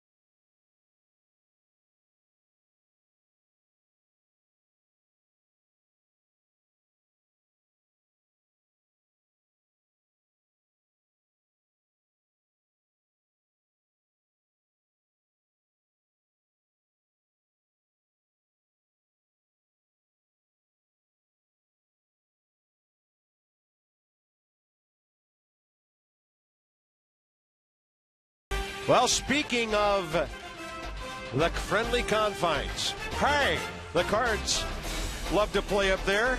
That great rivalry, and the Nationals will love it as well for opening day. There's our old buddy Alfonso Soriano, the Cubs and the Nationals on opening day in the Windy City. Red, white, and blue versus red, white, and blue on opening day at Wrigley Field. Nice. That is awesome. I cannot wait. And, of course, Washington team has won the World Series since a team from the north side of Chicago has. Mike Rizzo, of course, a Chicago guy. Randy Knorr and Davey Johnson watching, and here comes left-hander Bo Jones to take on Mark DeRosa. With 2 outs, bases empty, bottom 6 as DeRosa tries to add on to that robust .429 spring batting average. Mark DeRosa had one of the great lines of the spring in our last telecast. He said, people think it's a vacation down here. You get on the bus at 7:30 in the morning and you drive a couple of hours and then face CC Sabathia over in Tampa. Not anybody's idea of a holiday. And when you're hitting .429 in spring training, they take out Josh Johnson and bring in a lefty to face you. That's how it goes when you're going good. Yeah, scenarios you don't see during the season as a rule. But the Marlins evidently saw all they needed to see of big number 55 tonight. That's a good move by Ozzie Guillen right there. When you talk about a guy that's had 2 hits off Josh Johnson so far this evening, he wanted him to end on a positive. And he did retire his last 7 batters. Now DeRosa, who's gone to right field twice, tries to turn on that one. Where is it? Nobody sees it. And it falls like a soft lob wedge, totally untouched, and it checked up very nicely. Bo Porter had the best chance at that baseball. Yeah, the ball got up above the lights. The light standards here are maybe, what do you think, 30 feet, 35 feet high? And above there, forget it. Watch Logan Morrison right out of the gate. He's running in with his hands in the air, and then right then you know nobody knows where this ball is. Look at those 2 guys. They're just hoping it doesn't hit them right on the top of the head. Yeah. And I've been there before. It's a funny feeling. It's a sinking feeling. When you know where the ball is your whole life, and then all of a sudden you don't know where it is, you're just hoping it doesn't hit you. 3-2 to DeRosa. A little bit outside. Mark DeRosa's on for the 3rd time. You talked about his strikeouts over walks. That's now 1 strikeout over 11 walks this year. He keeps doing that, he's going to lead off. Next up is Xavier Nady, who's 1 for 2 with an RBI hit last time. For those of you who don't know that much about ex-Nady, signed, drafted actually by St. Louis back in '97, did not sign, went to Cal and became a 2-time All-American, a 3-time All-Pac-10 performer. Finally signed with the Padres, 2nd round in 2000. San Diego, Pittsburgh, the Yankees, the Cubs, and last year the D-backs. He and Connor Jackson on the same ball club at Cal, both out of Central Casting. And in California, the town is called Salinas, right? Salinas, California. He was a high school baseball, basketball star there. And his dad, Xavier Sr., played football at Colorado. Great sports family. And I remember when this guy was a youngster with San Diego, some were saying unlimited potential at that time. He's had some injury issues over the years that have slowed him down.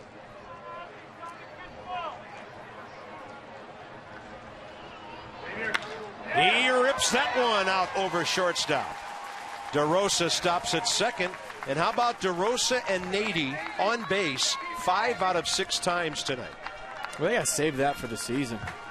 You can't be wasting all that down here in spring training. But for Xavier Nady, a guy sitting at home waiting for the phone to ring at San Diego, all of a sudden you're in big league camp. You got a chance to make a ball club, and it looks like he's going to stick on this team. Rick Eckstein told me today, and we have a pinch runner. This will be young Angelberth Montilla running for Mark DeRosa out there at 2nd base.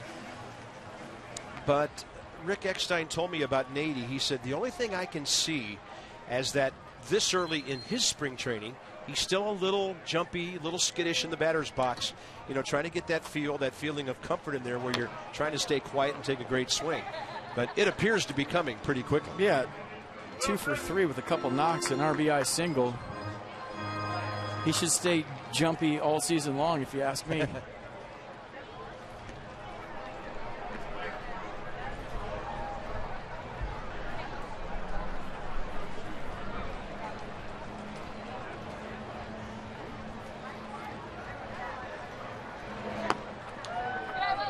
And that's up and away.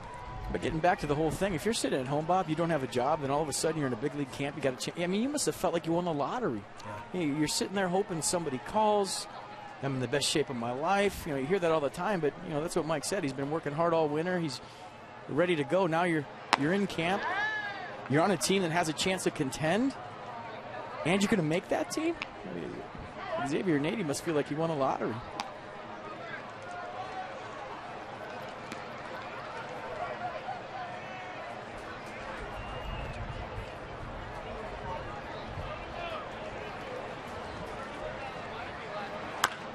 Ramos ripping one high in the air out of play down the right side. Counts 2-2 here. So the Nats trying to tack on another run. The Marlins got a run in the top of this inning on the Logan Morrison hit after the Bonifacio double. Ramos has driven in 4 runs this spring.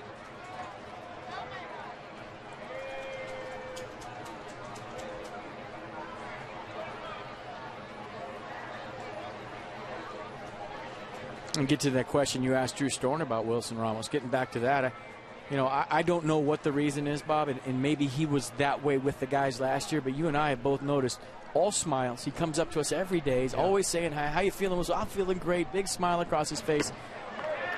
And, he's got a great attitude, and he's going to do well this year. We're really looking forward to big things from Wilson Ramos in 2012. It's like shaking hands with a big old bear claw. I can guarantee you that.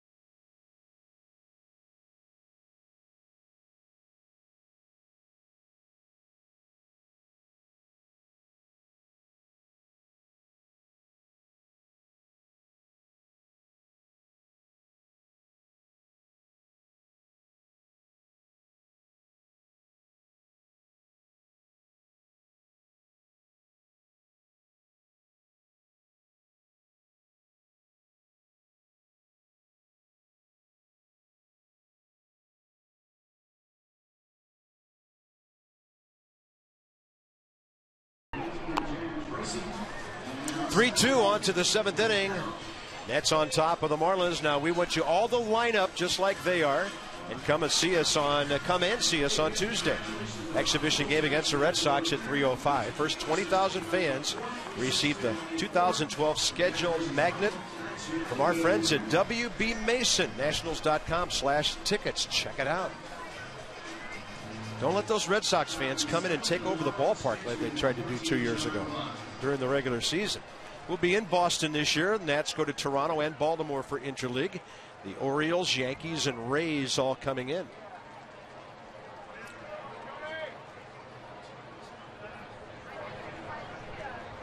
Craig Stammen, another inning of work here. And he faces John Buck.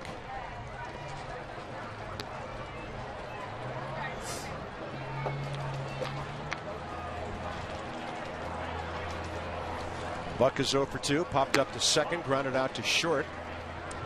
It looks like Angelberth Montilla has stayed in to play left field for Mark DeRosa.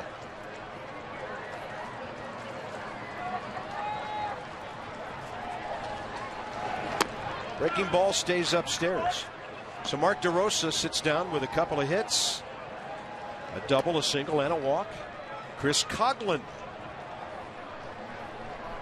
for the Marlins for the pitcher, Bo Jones.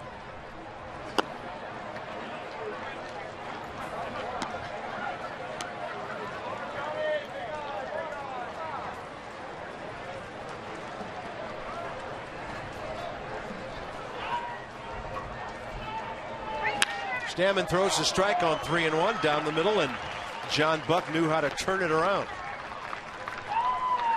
Marlins have their 6th base hit.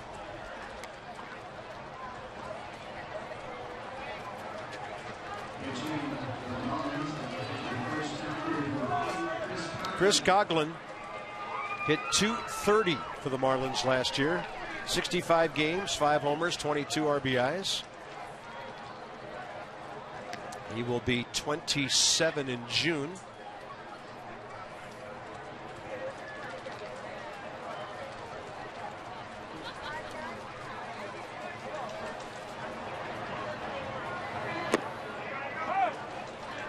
Coghlan, a former Rookie of the Year back in '09. In fact, he followed Dontrelle Willis and Hanley Ramirez in that department for the Marlins. He hit .321 that season with 31 doubles.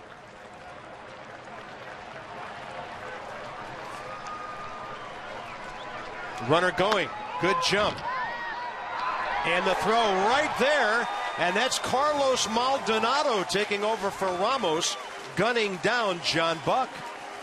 You don't normally do a straight steal with a catcher. I wonder if maybe somebody missed a sign there. A pretty good throw by Maldonado. He did that the last time we saw him. Close up the front side, get rid of it quick. Good quick tag by Desmond, huh? John Buck, not known for his stolen base abilities, and gets thrown out. Nationals continue to be impressed with Carlos Maldonado, and having a bevy of good young catchers, a good thing for a ball club. Montilla, in a one-run game, decided not to challenge that ball, and he played it off his body, base hit by Coghlan. That's one of those plays where it's right at you, it's a tough read, you know it's hit soft by the sound off the bat, and right at the last second you have to decide, am I going to die for this? I'm going to play it in front. 1-1 baseball game, like you said. Good decision right there. Keep the ball in front, keep the double play in order. Although with Jose Reyes, it's going to have to be a hard hit ground ball to turn it. A little tapper. They'll be happy for one here. And that is well played by Steve Lombardozzi over at third base. He can learn a lot by watching number 11 over there for when he gets his opportunities. Yeah, nice play right there. Knowing the speed of the runner, playing in for the bunt already. You see starting on the grass, a little swinging bunt by Jose Reyes. Nice play by Lombardozzi, knowing the speed of the runner, getting rid of the ball quick, right on the money. And for a guy that doesn't play third a lot, that's a very advanced play from Lombardozzi. Yes, sir. He's also played some left field down here over the last week to 10 days. There's Bonifacio, who doubled last time up. So Detweiler struck him out batting right-handed twice. Then his first swing as a lefty, he sliced one beautifully out to the gap. Talked to Ozzie Guillen before the game today, and he was telling me a funny story about early in camp that he did not know Bonifacio was a switch hitter. Well, there have been times when he hasn't, because you could knock the bat out of his hands from the right side of the plate on occasion. That's called getting to know your new team. There he goes slashing again. Desmond's got it. And a scoreless 7th for Craig Stammen and the Nats defense. 7th inning stretch time for a nice crowd here. It's a 3-2 Washington lead.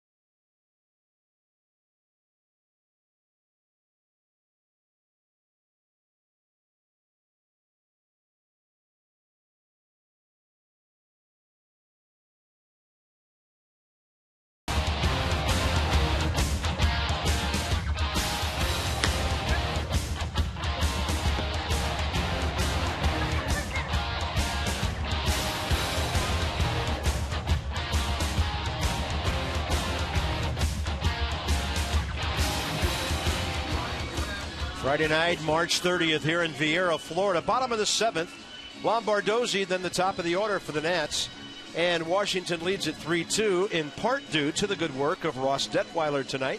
5 innings, 3 hits, a run, a walk, 5 strikeouts. Ross, a nice job tonight. FP asked Sean Burnett a very interesting question earlier this evening about guys talking about their roles and how you've had to adjust from starter to reliever. How are you handling this, what we might call lack of routine now? Yeah, well, it's guys like Sean Burnett that help me out, and I kind of try to model myself after him, doing the routine and everything in the bullpen, and he's definitely helped me out a lot. Storen, just pretty much everybody down there has helped me out. Do you have a routine yet? Have you got something that you go to? I mean, you started tonight, but when you come into a game and the phone rings, do you have something you do every single time yet? Not yet. Starting, I was definitely comfortable today. But I'm still trying to condense that down and try to get my own routine. And mentally, where are you at with this whole thing? Because I know you think of yourself as a starting pitcher. You got the plus stuff, the mid-90s fastball. You go out there every 5th day. We love what you did last year as a starter. Where are you at mentally with this whole long reliever deal? It's just something you got to come to terms with. It's you're still putting on a uniform every day, so you can't complain about that. Whatever it takes to be in the big leagues, right? Absolutely.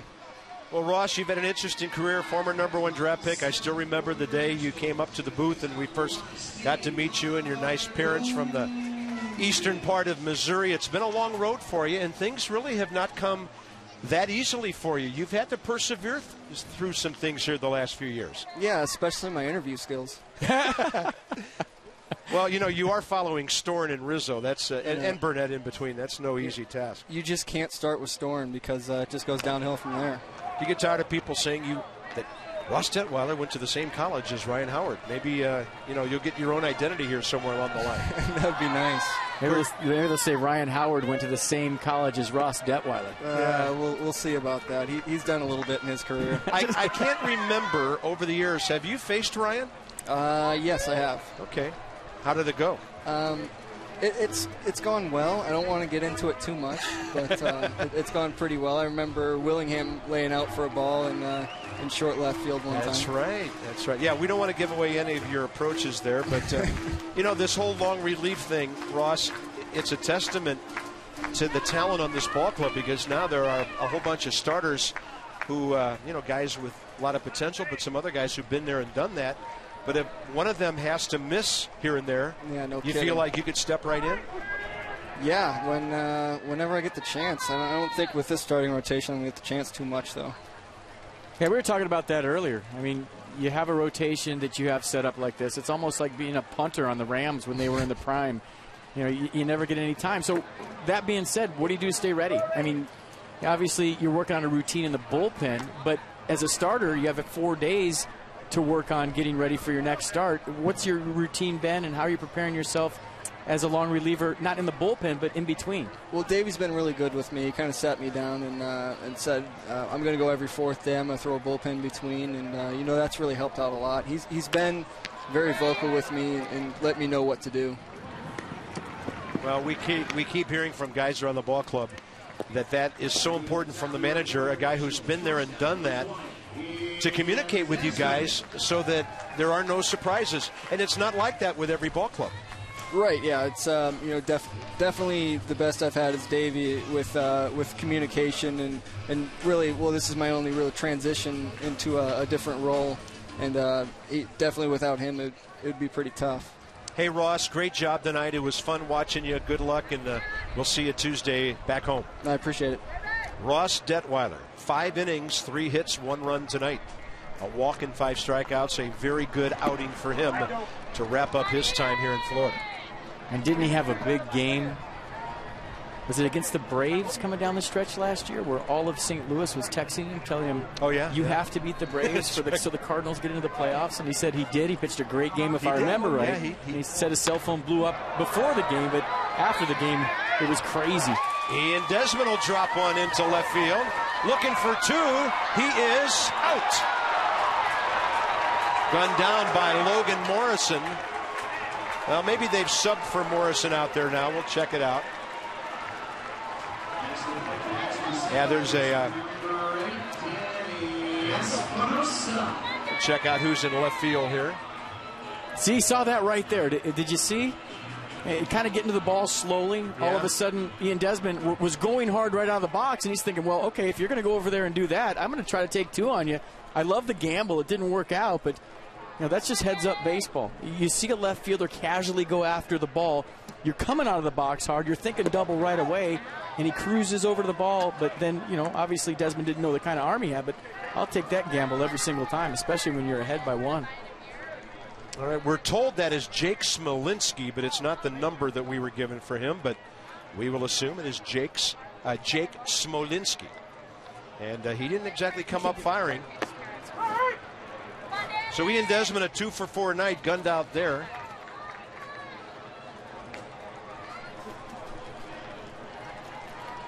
I love aggressive mistakes on the base pass, and I won't even say that's a mistake. That's the wrong way to put it. The guy had to make a perfect throw, right? I'd love to see aggressive base running. I don't care if you get thrown out. I'd rather see guys that are fearless like that, doing things like that, than jogging to first base happy with their base hit.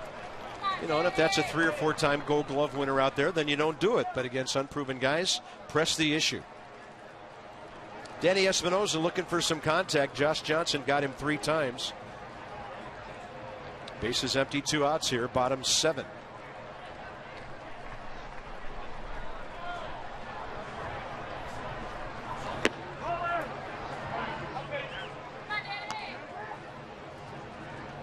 Ryan Webb is the pitcher. Ryan Matthews about to come in. Matthews listed as available tonight along with Henry Rodriguez following Craig Stammen.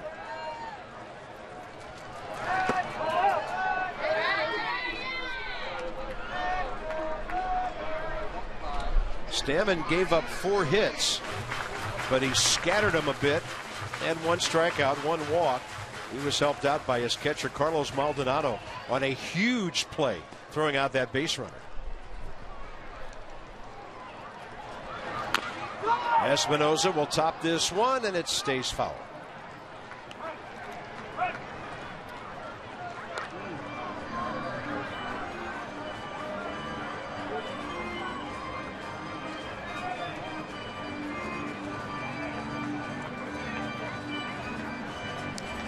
Danny Espinosa came into this ball game hitting .250 in the spring.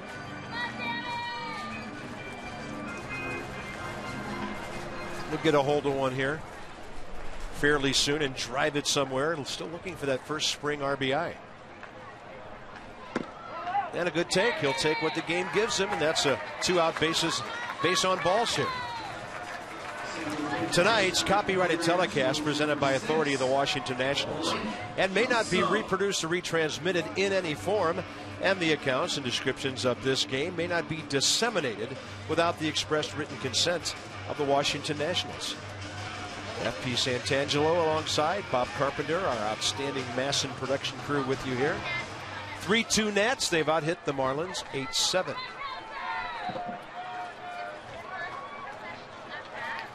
Looks like Blake Kelso, huh? Batting for the pitcher, Stammen. Sure does.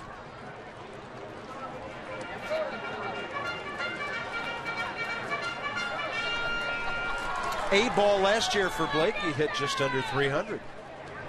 Check out the RBIs. Yeah. I'm afraid to drive in some runs. 73 stakes.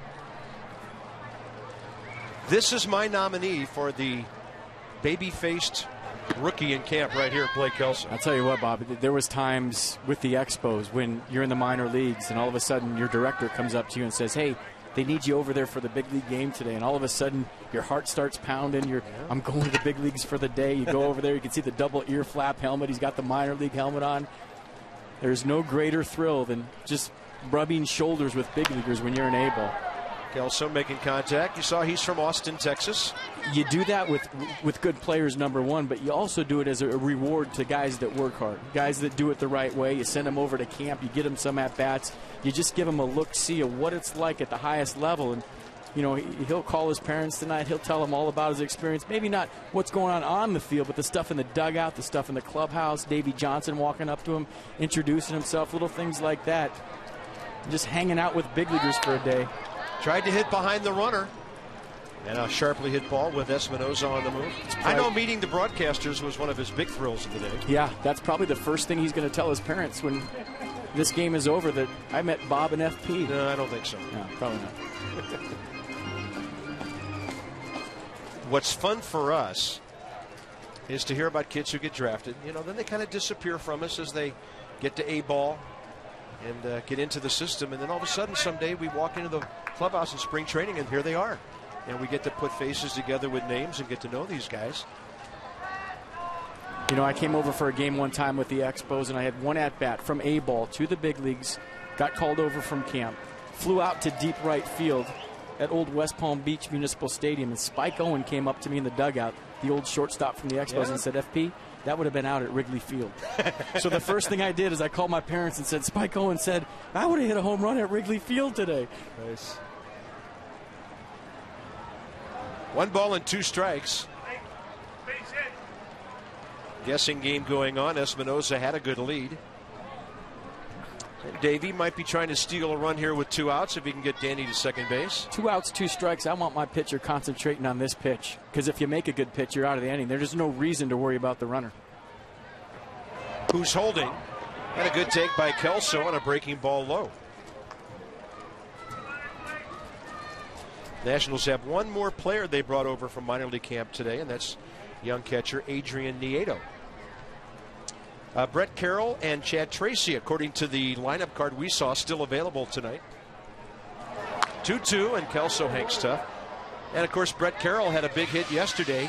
He doubled off the right center field wall, actually tripled, drove in 3 runs with the bases loaded, and then when the throw got away, he scored on the Little League Grand Slam. That really opened up that game here for the Nats yesterday against the Braves. So there's another guy having a good spring. 2-2 to Kelso. He takes a strike, and the inning's over. So the Nats will get a base hit and a walk. They'll strand a runner. This one into the 8th inning. It's 3-2 Washington. Ever wonder who's searching?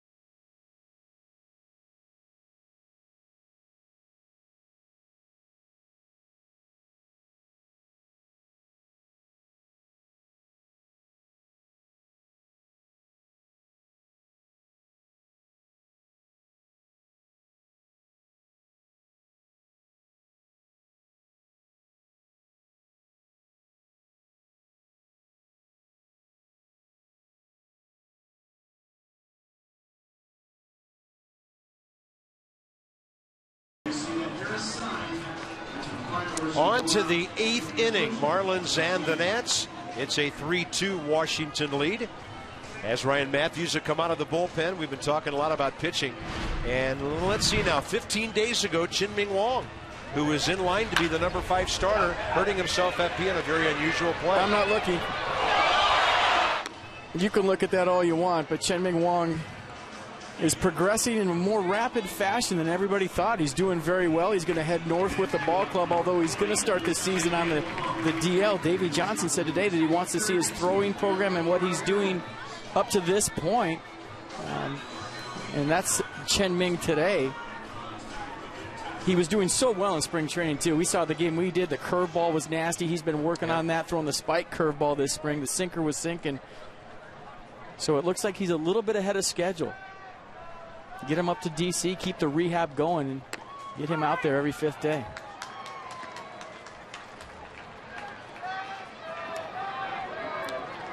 Brett Carroll, I've got him batting 4th, which would make him the leadoff guy in the 8th. And Ryan Matthews now, another guy pitching for a spot in this bullpen. Base hit, well hit. Hanley Ramirez, left field, and he now has a walk and a single in 4 plate appearances tonight. Ryan Matthews on the spring. 10 games, 11 innings, 13 hits, 5 earned runs, 9 strikeouts, 4 walks. Opponents hitting .277. A fastball slider split from Ryan Matthews. And you talk about this late in spring training, 1 spot left in the bullpen, 3 guys competing for it. Every time you toe that slab, it's a big deal. And for Ryan Matthews, nobody wants to head north more. This is Brent Keys hitting for Giancarlo Stanton.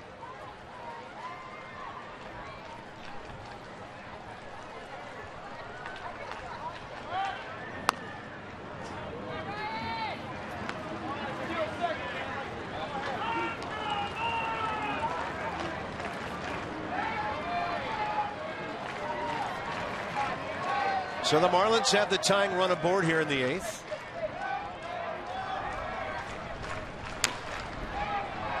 Chopper to third, Lombardozzi, Espinoza.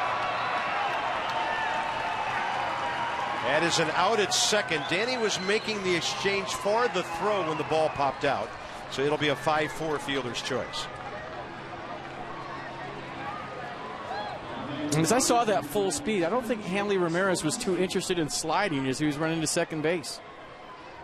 And check it out on the replay. Lombardozzi coming in for the chopper. Pretty good feed right there to Espinoza. And you see right there, Hanley Ramirez just slid at the last second. He's going in standing up on this. And then he decides, oh, I better slide. And obviously Espinoza had the ball long enough to get the force out.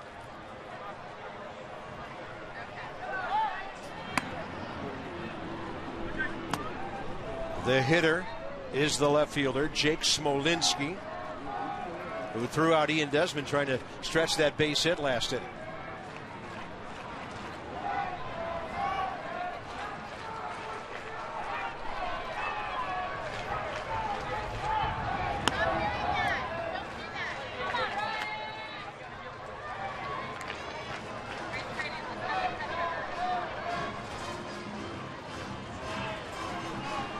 By the way, in that Marlin dugout somewhere is our old friend Austin Kearns tonight. Made the trip up from Jupiter.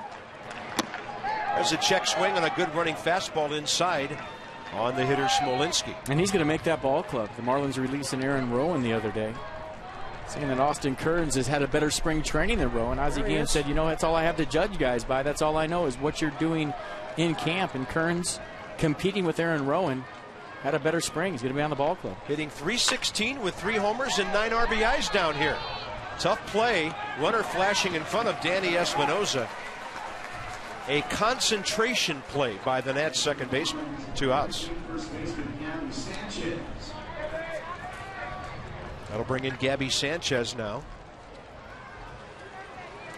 By the way, those of you who knew Austin when he was in Washington, he and his wife Abby just had their 3rd son arrive about 9 days ago. Mom and the little guy doing great.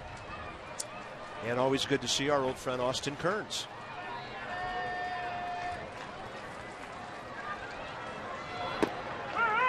I know a lot of us thought that when he and Felipe Lopez came over from Cincinnati at the trading deadline, I believe it was 07, that the Nats had their right fielder and their shortstop for a long, long time. Didn't work out that way for either of them.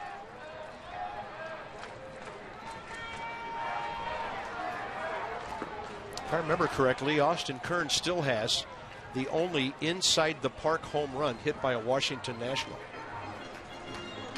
Where? RFK Stadium is about 390 in the gaps. The ball hit something and redirected along the warning track, and he had a Wurlitzer grand piano on his back from about halfway from second to third all the way home. Hit the goal post. Thought we were going to have to revive him. That ball out to right center. Stalking it, Xavier Nady. And on the run, He's got it. Nats out of the inning, holding on to a 3-2 lead here in the 8th.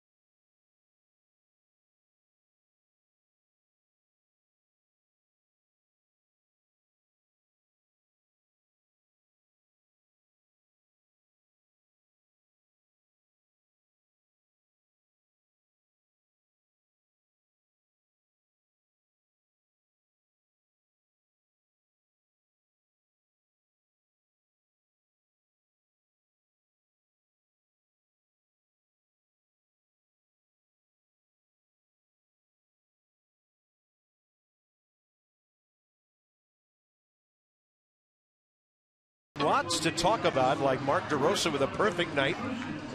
Xavier Nady, a nearly perfect night. Craig Stammen gets through 2 innings with a run, following up Ross Detweiler. Ian Desmond, a leadoff homer in the bottom of the first. It's been a pretty positive evening for the boys tonight. And how about the night Xavier Nady's had? Look at this, first time up, a base hit up the middle. Nothing to it, right? That was in the 4th inning. Sorry, his 2nd time up. His 3rd time up, another nod. Little line drive to left center field. So a 2-hit night for a guy that was sitting home in San Diego a minute ago. Now he's trying to make a big league ball club, and he can hang his hat on a 2-hit night, and he's going for more. Brett Carroll will be the leadoff man. Oh, wait a minute. It's going to be Chad Tracy now. Carroll will be next. So Tracy hits for the pitcher. And here's Gary Glover for the Marlins. You're talking about the way the Nats bench is setting up right now.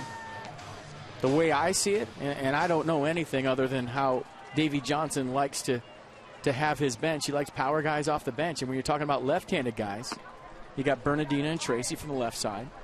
And we were just talking about this. Maybe Lombardozzi is a switch hitter utility guy if you can get him enough at-bats. And there's been a lot of talk with Mike Rizzo and Davey Johnson about getting Lombardozzi at-bats. And Bob, as a former utility guy, it's kind of hard to plan that out. I think it just happens along the way. Right. You know, the left fielder would get hurt. I would play for 2 weeks and get, 30 at-bats. Then all of a sudden, the right fielder was struggling. You go over there for a couple of games. The third baseman gets dinged up. You get 4 or 5 starts right there. That's how you get the at-bats, as a guy that can play as many positions as Lombardozzi. Kind of hard to plan it out. It just kind of happens. And then when you talk about the right side, you have Nady, Flores, and Carroll. Yeah. And that's your bench. That's and a good bench. That's a really good bench.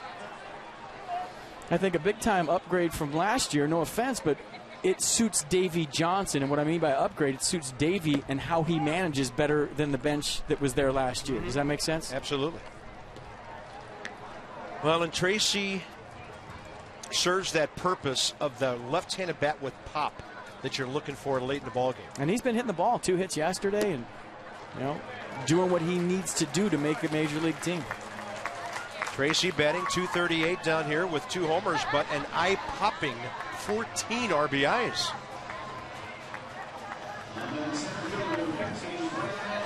So the Nats get the walk with Tracy. I had to double check that. That's by far the most in the ball club. Ryan Zimmerman is second with 10. You don't get that many hits, but you drive in runs. Yeah. You got a job, man. Well, off the bench, it's going to be a big situation. You want a guy that's not afraid of that situation, and it's going to get you some clutch knocks. Here's Brett Carroll, who, as I mentioned, had a big hit that opened up the win against the Braves yesterday. He goes up hacking and fouls one back. Carroll hitting .241. He has 4 RBIs this spring.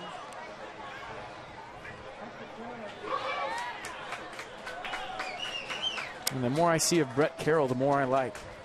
You know, the small amount of games we've been here this spring. You know, the versatility he has on defense, the different positions he can play. Yeah. Going to be the emergency catcher if he makes the ball club. So, you know, he can play infield, he can play outfield, and he plays them all very well. Well, and we've seen his outfield arm. That's a wild pitch. It'll send Tracy down to second base.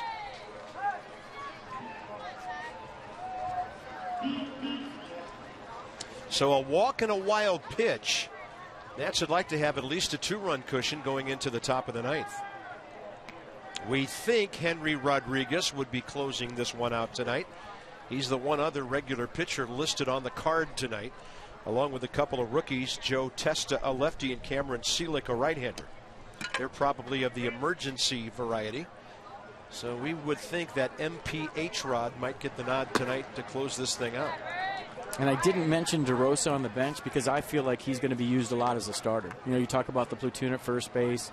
You know, he's going to be used in the outfield with the absence of some guys. So yeah, throw DeRosa in the mix kind of as a bench guy, but I think he's going to get tons of at-bats this year. Davey loves him. He's playing well. He's healthy. And he's healthy, absolutely. And I love that right field stroke. I mean, what he did tonight was a clinic in hitting. It's a great baseball man right there who now has his team right from the get-go through the offseason, coming off the successful September, going 15-5 down the stretch, and now an entire season to look forward to with one of the all-time great managers at the helm.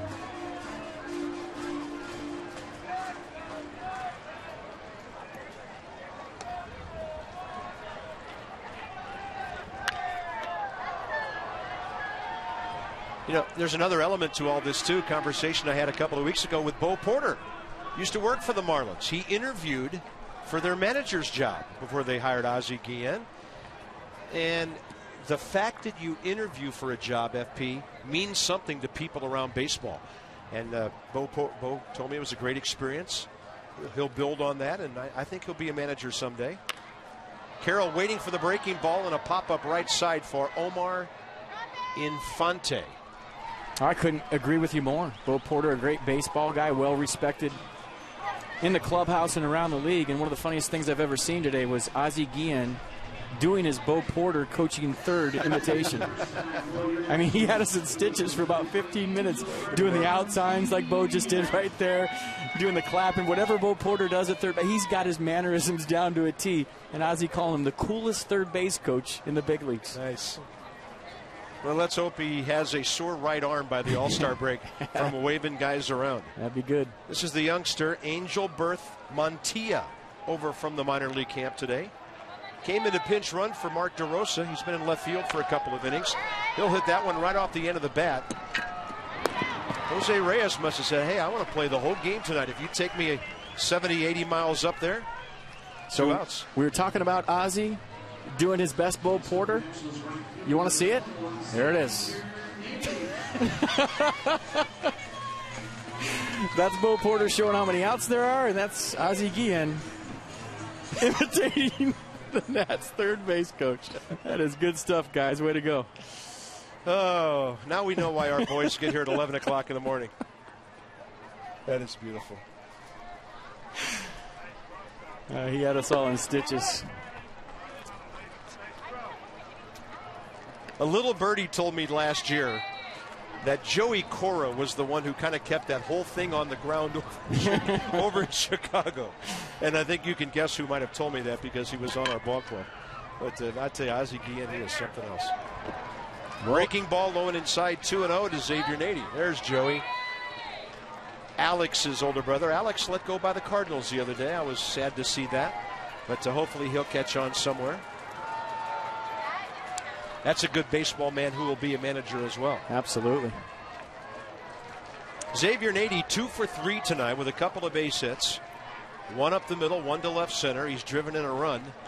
So in 3 games as a National, he's 4 for 10 with an RBI.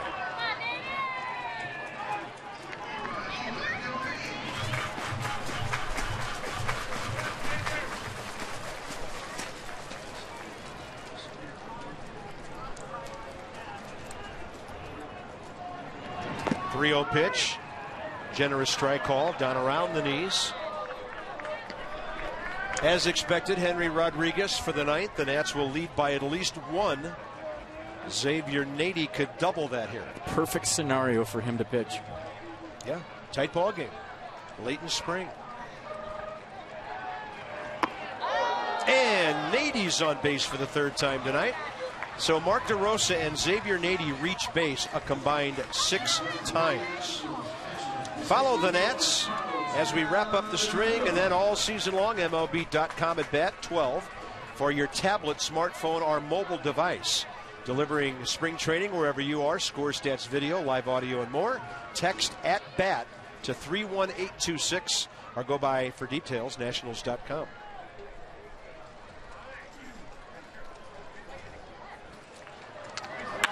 There's a ball ripped by Maldonado. Coming around third, it's Tracy. Good throw gets him. It's a good throw, and they got it. Nats going for a 2-run lead with 2 outs, but Maldonado continues to do good things.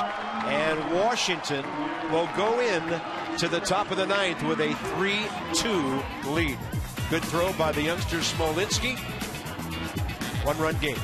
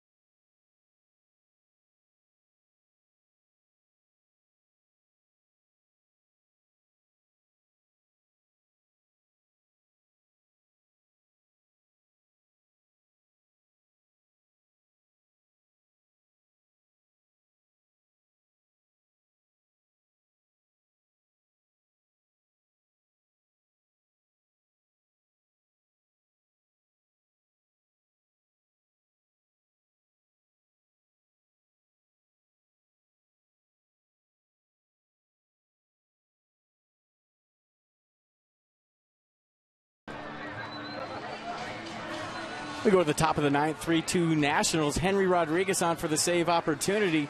You're looking at Jake Smolinski. When you come over from the minor leagues to a major league game, you just want to contribute. You want to be noticed. You want to stand out. And for Smolinski tonight, Ian Desmond trying to stretch a single into a double. Perfect throw to second base. And how about the last one? Maldonado, great swing, base hit to left. And here comes that guy again, number 92, with another good throw. So I've been saying for years, Bob, you just don't run on Smolinski. You just don't do it. They're going to be saying it years from now. That's a great game for a youngster that's come over to a big league venue and done a good job. Nice job, nice throws, way to contribute. Omar Infante and John Buck, the first 2 hitters in the ninth. Chad Tracy in the ball game at first base for the Nats. And on the mound, Henry Rodriguez, an emerging story here in spring training. 10th appearance, 9 innings. Listen to this, FP. 9 innings, 3 hits without a run, couple of walks, 7 strikeouts, and opponents hitting a picket fence, 111 against him. I talked to Steve McCaddy today. He was talking about Henry, saying that, you know, less is more with him. They're trying to gear him down. Last year, you know, in some situations, very excitable. So far this season in spring training, he's been very relaxed out there, trying not to do too much. The game is slowing down for him, and everybody in that dugout over there and with the Nationals organization is hoping that Henry can translate that into the season, and I think he can. You're just hoping that a young guy has finally turned the corner and harnessed that triple-digit fastball. Last year, 3 out of every 4 pitches, fastballs, slider, and changeup to go with it. And that's a devastating changeup when he gets ahead in the count. That baby whistles in there to even the count to Omar Infante, who's 1 for 3 with a double. We don't have the gun, but I got that at 106. I think some drivers would agree that the guns are a little too fast here in Florida.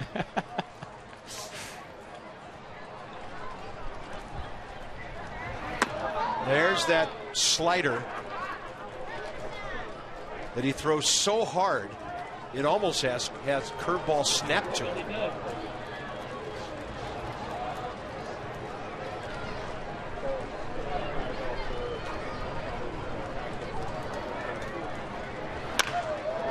Infante right side. That didn't sound real good coming off the bat for him. Espinosa throws out Omar Infante for the first down. Closer by committee, or maybe closer by duo. One lots of experience, the other one yearning for something. Yeah, I'm okay with either one of those guys. And when you talk to Brad Lidge, he's healthy for the first time in spring training in a while. The velocity's up, the slider's always there. You know, very confident in a guy. You heard Drew Storm talk about a guy that's, you know, gotten the last out in the World Series. So the experience factor and then the inexperience of Henry Rodriguez in the save opportunity. But based on what he's shown Davey Johnson and Mike Rizzo down here in spring training, he's going to get the ball to try to get the last 3 outs as well. Rodriguez now facing John Buck, who was caught stealing after a base hit in the 7th inning. And we were a little suspicious that somebody missed a hit and run sign there, because the hitter at that time, Chris Coughlin, did not offer it the pitch, and the catcher was thrown out stealing by Carlos Maldonado. Now it's strike 2. On deck is the aforementioned former National, Austin Kearns. Well, I know Ozzie Guillen hasn't given John Buck the green light this year, because in 8 major league seasons he has 4 stolen bases. Had to be a hit and run. Nasty breaking ball, 2 outs. That is really good. And check out this pitch from Henry Rodriguez. Just the disappearing slider. And everybody's been saying he's painting. It's not just that, you know, he's throwing strikes. I think the progression is, you know, you go from being a little bit wild to throwing strikes, and then when you go from throwing strikes to hitting your spots, that's when everything kind of comes together. As we mentioned, Austin Kearns having a good spring. That's a ball that gets by Desmond. It looked for a moment at first like it was easily going to get through, and then Desmond really closed the space. And now the Marlins will bring out a pinch runner for Austin Kearns. And just a ground ball up the middle. Last hop just gets by Desmond off the end of his glove. And you see the reaction. Donovan Solano will be the pinch runner. So Austin Kearns continues to impress the Marlins with what he's doing. That's pretty good right there. Off the bench, facing a guy that throws very hard. You know, and that's a guy who's been a starter throughout his career. Great pinch hitters will tell you, you got to be aggressive early in the count, late in the ball game, and you see a fastball, you got to be ripping, and that's what he did. Yeah, get on that first heater for sure. Especially when you just saw a dirty slider for strike 3. If I see a straight one, I'm hacking. Ball 1 now, top of the order. That's why Jose Reyes wanted to stay in the game. There's a throw to second, but it's beaten by Solano. Not a whole lot Carlos Maldonado can do there. And now Jose Reyes, who's 1 for 4 with an RBI, could tie the game with a base hit. Yeah, pretty good jump right here. You could tell he was going all the way. Flinched on the first pitch, got a good jump right there. Good throw from Maldonado, but that base was stolen off Henry Rodriguez. Now, hey, good test right here, right? Spring training game, up by 1. Tying run on second base, 2 outs, 9th inning. You're going to close some games that mean something. Well, in your mind right here, you got to trick yourself into thinking this game means something. Sure. Count to Jose Reyes, ball 1.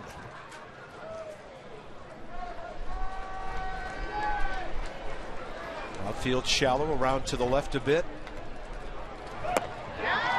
Changeup. Probably about 91. Good pitch. The changeup goes in the low 90s. Fastball 98 to 100. By the way, scoreboard had it wrong. It's now a 1-2 count, not 1-1. So that was a 1-1 pitch on which Reyes was hacking. With Ramirez watching, Reyes and Rodriguez. Swing and a miss, and the Nats win it. That's a big strikeout right there. Yeah, it's a spring training game. You're up by 1. You got one of the better hitters in the National League up. You go right after him with a tying run on first base, or on second base, excuse me. Nice job by Henry Rodriguez, and his great spring continues. His third save of the spring leads the ball club. 2-9-0 Marlins, but 3-9-0 Nationals. Rodriguez strikes out Reyes. We'll wrap it up from Vieira shortly.